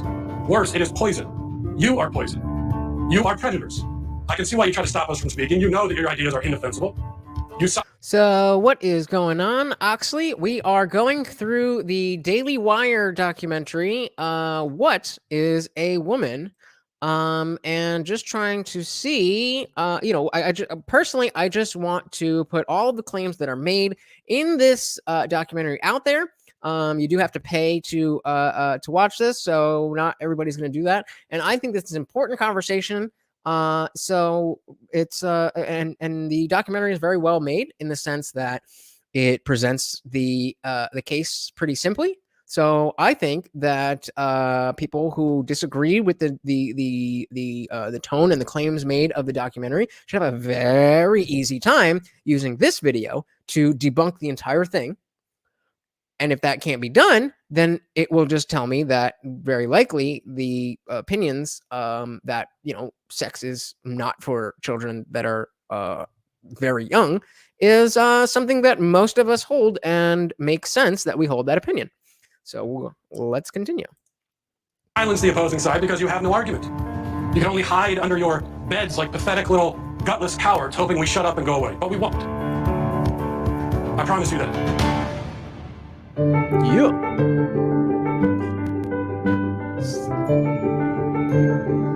So if you guys, I don't know if you guys are aware. Let me do this. I don't know if you guys are aware of this, but he wrote a book called Johnny the Walrus. Oh, that's not what I want to do. One day he's a dog, the next day a crustacean. Johnny's mom loves her son's make-believe time. You're Johnny the Walrus till you change your mind. Matt Walsh is out with a new children's book. The book is called Johnny the Walrus. What is this about? It's sold out on Amazon in a few hours. So I have embraced my true calling as a children's author, hence the cardigan. The book is about... So funnily, that's a word, right? Funny enough, I Didn't Read Your Book podcast that just dropped was another children's book. And because of this type of stuff, I had assumed that it was something politically motivated, and it wasn't. It was just a kid's book. So if you want to see me trying to have a conversation about a child's book for an hour and a half, that episode just dropped yesterday. Moving on. A little boy who's very imaginative and playful, and like I have 4 kids, and they all have an imagination. Yeah. And he likes to pretend to be different things, and one day he pretends to be a walrus. And unfortunately, his mother is very progressive and thus confused, and so she's convinced by the internet and by society that if your child is identifying as something, then he really is that thing. And so she tries to raise her child as a walrus, as a sort of trans walrus, respecting his self-identity. And one morning, he came downstairs barking and clapping, wood spoons for tusks and sock fins a flapping. He had spoons in his mouth. He was pretending to be a walrus. I'm Johnny the Walrus, he said. So these are the kids where we skipped. You guys let me know if we want to go back and actually watch the part where he was in Nairobi. But these are the kids. We'd skipped over that because I thought there was subtitles, and then I just decided screw it. Let's just listen to it, and hopefully this doesn't get taken down. Indie Film, what is going on? Thank you for joining us. How are you? The roar. Johnny the Walrus.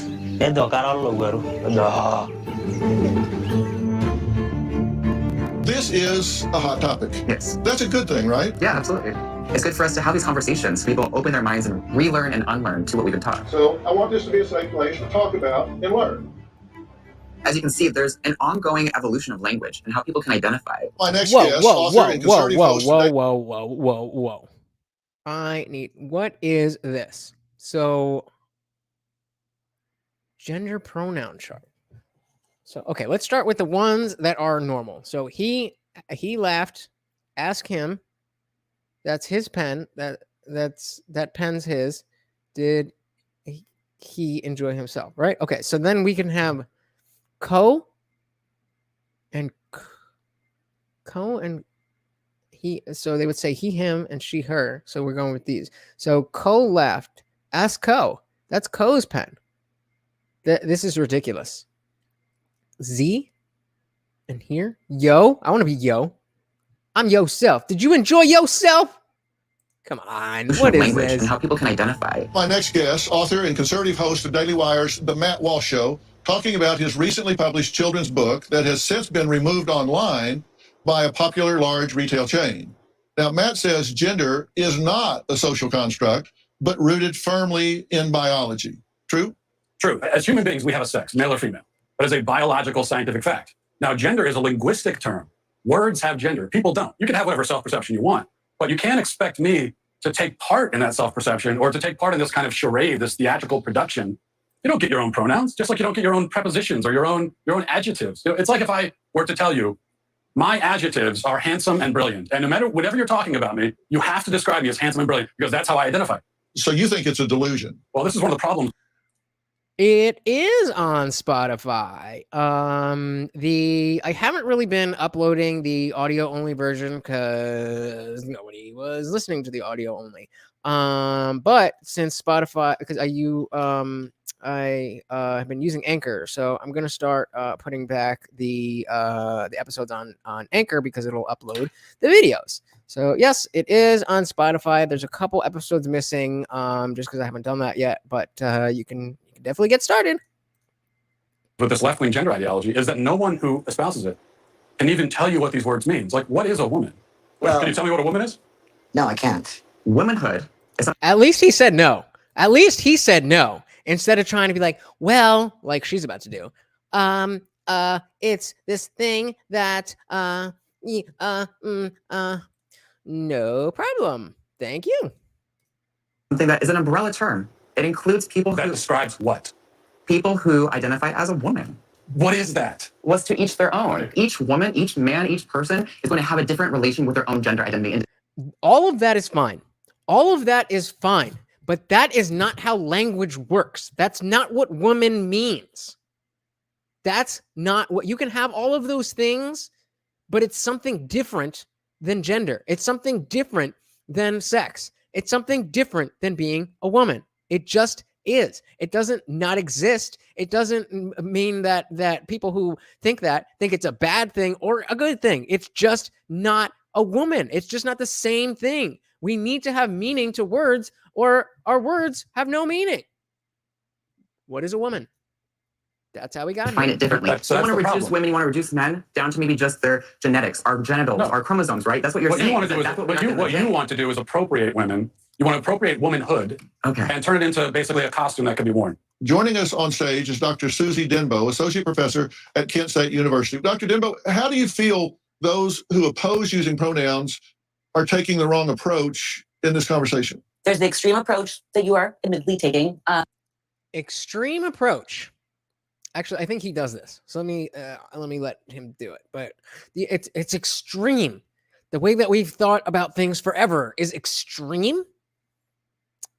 Sounds like a little bit of projection and gaslighting to me, but far be it for a leftist to project and gaslight. And then there's also just ordinary people that might not be comfortable with the language change. She began by saying that my view is extreme. Okay, so the view that every single person on earth has held up until 15 seconds ago is extreme. They are conflating gender and sex. And then again, the laugh, the little chuckle like, oh, you silly bigot. The view that every single person on earth has held up until 15 seconds ago is extreme. Look at that face. Does that look like somebody who is trying to have a good faith conversation? The guys who were here earlier were talking about, oh, he's just going on the street looking to talk shit and whatever. Who's doing that now? Who's trying to have a genuine conversation now? Because it's sure as shit not this person. They are conflating gender and sex because on one hand they say, well, you got your biological sex, but then your gender is whatever social construct. But then they turn around and say that trans women are women. So a man who identifies with the gender, the social construct of womanhood, actually is a woman. Part of me wants to ask why you care so much, because I am so glad. Again, I've seen this already, so I'm so glad that Matt answers this effectively, because I would go off on a tirade. As to why I care about this, but Matt does it better, so I'll let him. Really not that big of a deal. Oh yeah, can I answer that? I care about the truth. So basic truth matters. I want to live in a society where people care about the truth. I care about children, and these insane ideas about gender are being foisted on kids, and that bothers me quite a bit. I care about the women who are having their opportunities stolen from them. I care quite a bit. Yeah. I wanted us to have bam, mic drop. That's how you answer that, and that is how you have these types of conversations. Is sticking to your values, having values to begin with. That's the first thing. You have to have your values. Then when they're questioned, because you know what they are, it's quite simple to just stay calm and to no, that's not what this is. This is me caring about you taking opportunities away from women and you hurting children. That's extreme to not want to take things away from women and hurt children. If that's what you want to say. Safe place to be able to talk about this. And it seems like we should just keep the dialogue going and hopefully find some middle ground. Days after the episode aired, the other members on the panel complained they were emotionally damaged by the conversation. In response, CBS and Hulu removed the episode from the platform. Well, that's just so tolerant. So if you're just joining us and you haven't seen this person before, this is Scott, aka Kelly, a biological female who at the age of 42 went through bottom surgery and all of that and is likely to die with an infection. This person has 6 inches of hair on their urethra, which has been turned into the vagina. And it's just this, check the replay because this is, it's just heartbreaking. It's just heartbreaking. So Scott Nugent founded Trey Voices, an organization that helps young people who struggle with gender dysphoria. Despite death threats, Scott continues to warn the public about the dangers of transitioning children. A parent comes to you and says, my 8-year-old son is telling me he's a girl. You're great. You're going to have him do an experimental procedure that creates the most suicidal ideation of any other population 7 to 10 years after, transition. And here's what I tell parents. You don't have the right. There you go. And remember what Dr. Miriam said earlier. Would you rather have a living daughter or a dead son? You make the choice. I mean, while you can, because they're pushing to keep you out of your children's choices. To medically transition your child. We have no research on long-term hormone use. We will be seeing the first generation of long-term hormone use, and we already know at least with 10 years of hormones, you're giving yourself cancer. What's your message? So that's a pretty, that's a pretty bold statement that, you're giving yourself cancer after you just said we don't have long-term studies. So, everything under the sun has been in the hot spot for causing cancer. So again, I'm trying to be fair. I'm doing my best. I'm trying to be fair. And puberty blockers directly being linked to cancer is probably something less relevant than a lot of the other things that we've talked about. And again, if you're just joining us, the phone is from somebody, a parent in Canada, who was arrested and fined $30,000 for calling his daughter a she and not agreeing to call her a him because they wanted to transition. Arrested, $30,000. Parents who are trying to cope with this. The first thing is to tell parents that they're not alone. It is our responsibility as a parent to be the frontline defense for our children. And I know with my child, a lot of people will say, was it worth it? Because you now seemingly have lost. That, again, because I know where it's coming, this is a great question. Is it worth it? Because now, seemingly, you've lost your child. And that makes sense. But this is a great, great answer. And we need more people thinking like this rather than worrying about the immediacy of whatever their situation is. Your child. And I'll say, yeah, but at least I've saved my conscience and my morals and my convictions. And when my child turns 25 and says, Dad, where were you? I'll say, I was there. I was fighting as hard as I could. I was not prepared to let this happen. The Canadian father is currently free on bail. He's awaiting his trial in November of this year. It matters is another question. So, matters for those who are getting double mastectomies when they're 16. why should we care if we live in a society where gender is Well, I cared because my government decided that I had to call people by the terms that they designated. So, if for those of you who don't remember, Jordan Peterson got his claim to fame was that he was just a psychology professor at school in, I think it was Toronto or Quebec, Toronto, I think, and they had a new policy where you had to use the proper pronouns for students, and he was saying that this is compelled speech. You can say that you can't say things like, I know this doesn't apply, but I don't have a better example. Or let's say you can't say a direct call to violence. You can't say, go and do XYZ to this person. You cannot do that. The government can tell you, you cannot use your words like that. But what they cannot do is tell you what you have to say. This is very similar to Brett Weinstein, who was a professor at Evergreen College. And at Evergreen College, they would typically have this, forget what they called it, but it was a day where all people of color would skip class and the teachers would stay home. And it was just meant to show like, okay, this is the importance of, minority people in our society, because if they're gone, this is what happens. Well, the school decided that one day or 1 year, instead of letting the minority people stay home, they're going to force the white people to stay away.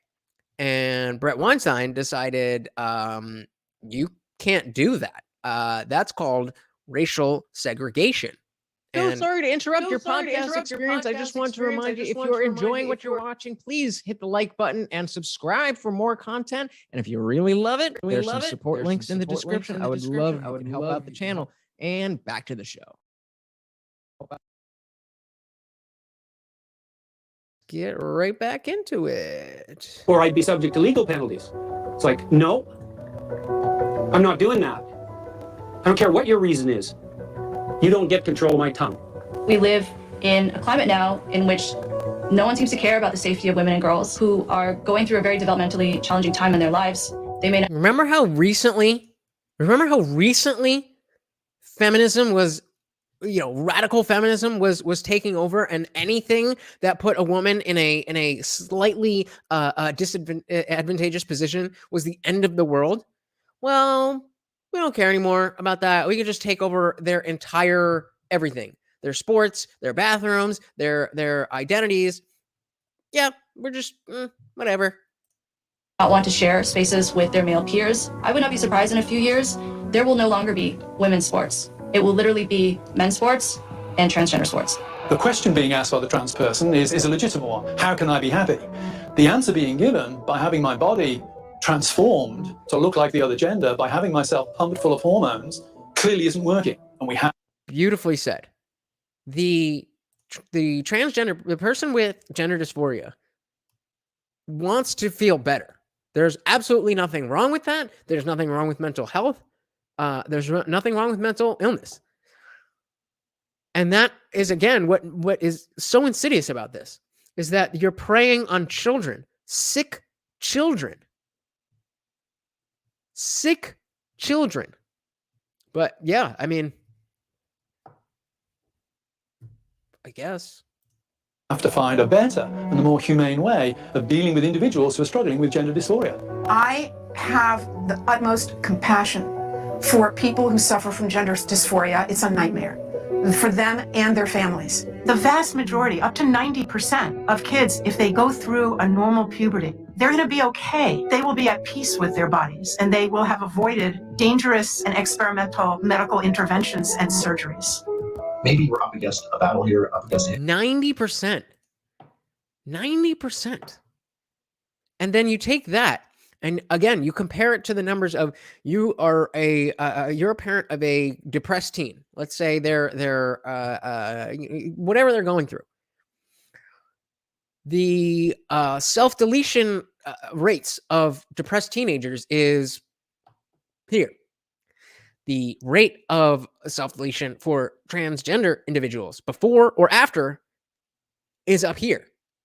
So maybe it's worth taking the time to see if this depression, this whatever it is, actually is directly relevant to the child's gender before you mutilate them.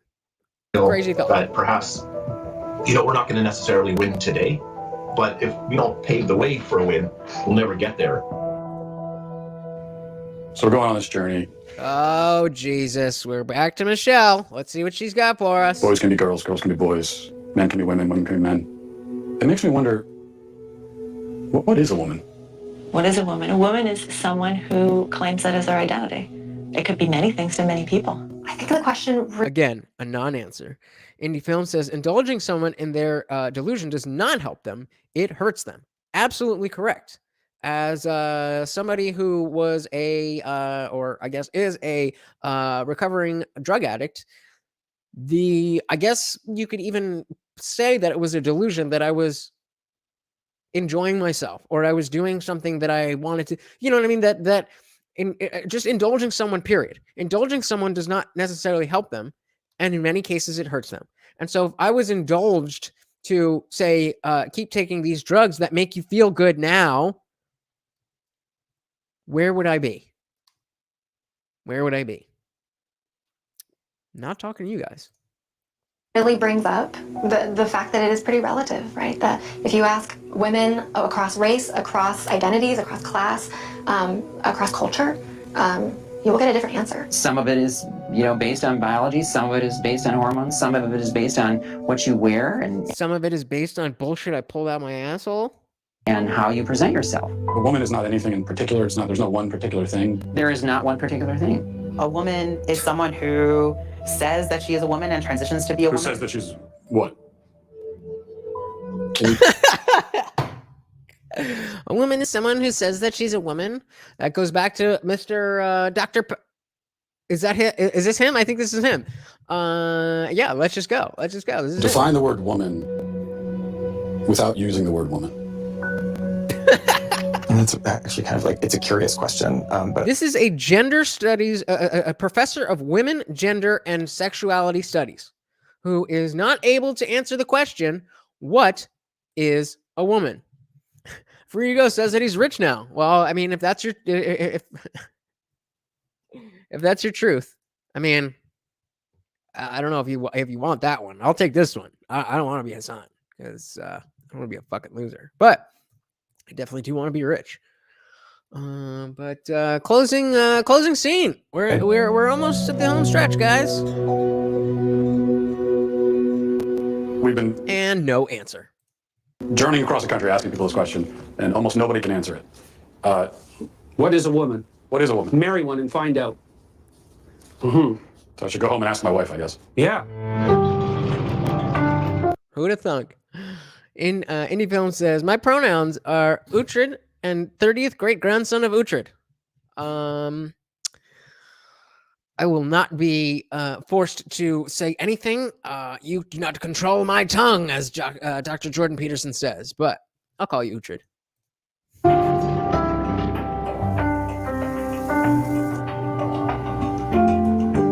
Hey, I've been meaning to ask you something. Uh-huh. What is a woman?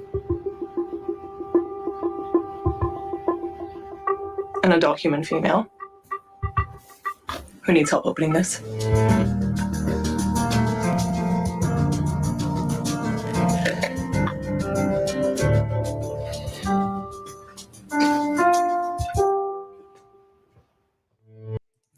So that's it. That's the whole documentary. I don't think it was anything that extreme. I don't think it was anything that wild. I think it was a good way to go through and figure out how to try to answer these questions, and specifically this question, and expose that people who claim to be the arbiters of not only truth but morality when it comes to this stuff, they don't even know what they're talking about. So the next time somebody tries to make you feel like you're a lesser person or a bad person or an evil person because you don't know their pronouns or because this, that, whatever, then you can rest assured that that's not how this stuff works. And they can wish it all they want. They can try to make it so all they want. But reality is I was going to say unchanging. It's not unchanging, but it remains reality. Reality is reality. There's no different reality, at least not that we can access at this point in time. And that notion, as simple as it seems, is fleeting. Not everybody believes that anymore. Not everybody believes that reality is reality. It's crazy. What does Free Ego got? Matt Walsh is so dry and witty that he's become my favorite DW host after originally being my second least favorite. He and Knowles are the only two I watch consistently. So I actually don't I don't really watch Daily Wire. I subscribe just for this month, just for this. And then if you guys are down, we could definitely do the same thing with Terror on the Prairie. That's not really a documentary, so we'll just be watching a cowboy movie. But hey, it's Gina Carano and Cowboy Cerrone. So I figured, $14 for the two movies, and that's a pretty good deal. But I'm very glad I did, because again, this is a tough issue if you're not a scholar, because all of this stuff is based on super highbrow, esoteric, philosophical, legal study, and it is not, there's stuff like that exists in, like, let's take religion, for example. There's a lot of people who do theological study and look into the history of the Dead Sea Scrolls and the books that didn't make it into the King James Bible and all that stuff. But most people who are Christians or who are not have a basic layman understanding of what that means to them. And even if you are a Christian and you're not the bastion of a perfect Christian, then you still call yourself a Christian because you have these values, and it may not be exactly this or that. It might be slightly different from somebody else, but you still have an idea of what it is. And if somebody asked you, what does it mean to you to be a Christian? Then you could probably, give a pretty good explanation of what it is that you believe in and what your values are. What we've seen here is that the people who are coalescing around gender identity and the changing norms of gender identity don't have that. They don't know what they're talking about. They're just flying by the seat of their pants. They're the misfit toys that are trying to backwards reverse engineer the fact that they don't fit and change the entirety of our civilization to fit them. And that's just not how things work. It would be nice, but that's just not how things work. I don't know. What did you guys think? Did you watch it on your own? Is this the first time you're seeing it? There's if you haven't seen it, there is a couple the beginning we didn't necessarily go to piece by piece, and then we skipped the Nairobi part. So I think it's still worth a watch. This is now the third time I've watched it, and it's still been entertaining. But yeah, I want to know your guys' thoughts. So let me know, and especially if you think I'm wrong, then I need you to just help out your fellow LGBT QIAAP plus people, and put one person who genuinely is trying to get it right, but simply has it wrong. If that's me, correct me in the comments. Let me know. Drop some links. Drop some knowledge, because I want to get this right. I think it's important. I think it's scary that all this is happening, and it's so difficult to speak freely about it. But I'm not going to censor myself, and I've put it all out there. Yeah, well, so did I, but YouTube would not be very happy about that if I just played it. Neither would the Daily Wire. But I also, feel like maybe I added some value. Who knows? But yeah, if you haven't seen it, this is everything that the whole thing is about. There's nothing that you're missing out on. I mean, Ucha, you tell him, is there something that I, aside from the actual clip of them in Nairobi, which I did not, we didn't go over, because who was it? Zali was talking about other stuff when we wanted to get to a doctor. But other than the part that I skipped, is there anything that was misrepresented by me? And if not, then what is it that Matt Walsh has incorrect about what it means to be a woman? I just want to know, and I just want to get it right, and I just want to be able for us all to figure this out, because it's the desire for children to want to fit in and go to extreme lengths to do so is not going anywhere. So if we don't get a handle on this, as Free Ego mentioned, yep, I guess so. You got me. But as you said earlier, we've got a lot of working age people that are about to end themselves if the trends continue, and I don't think we want that.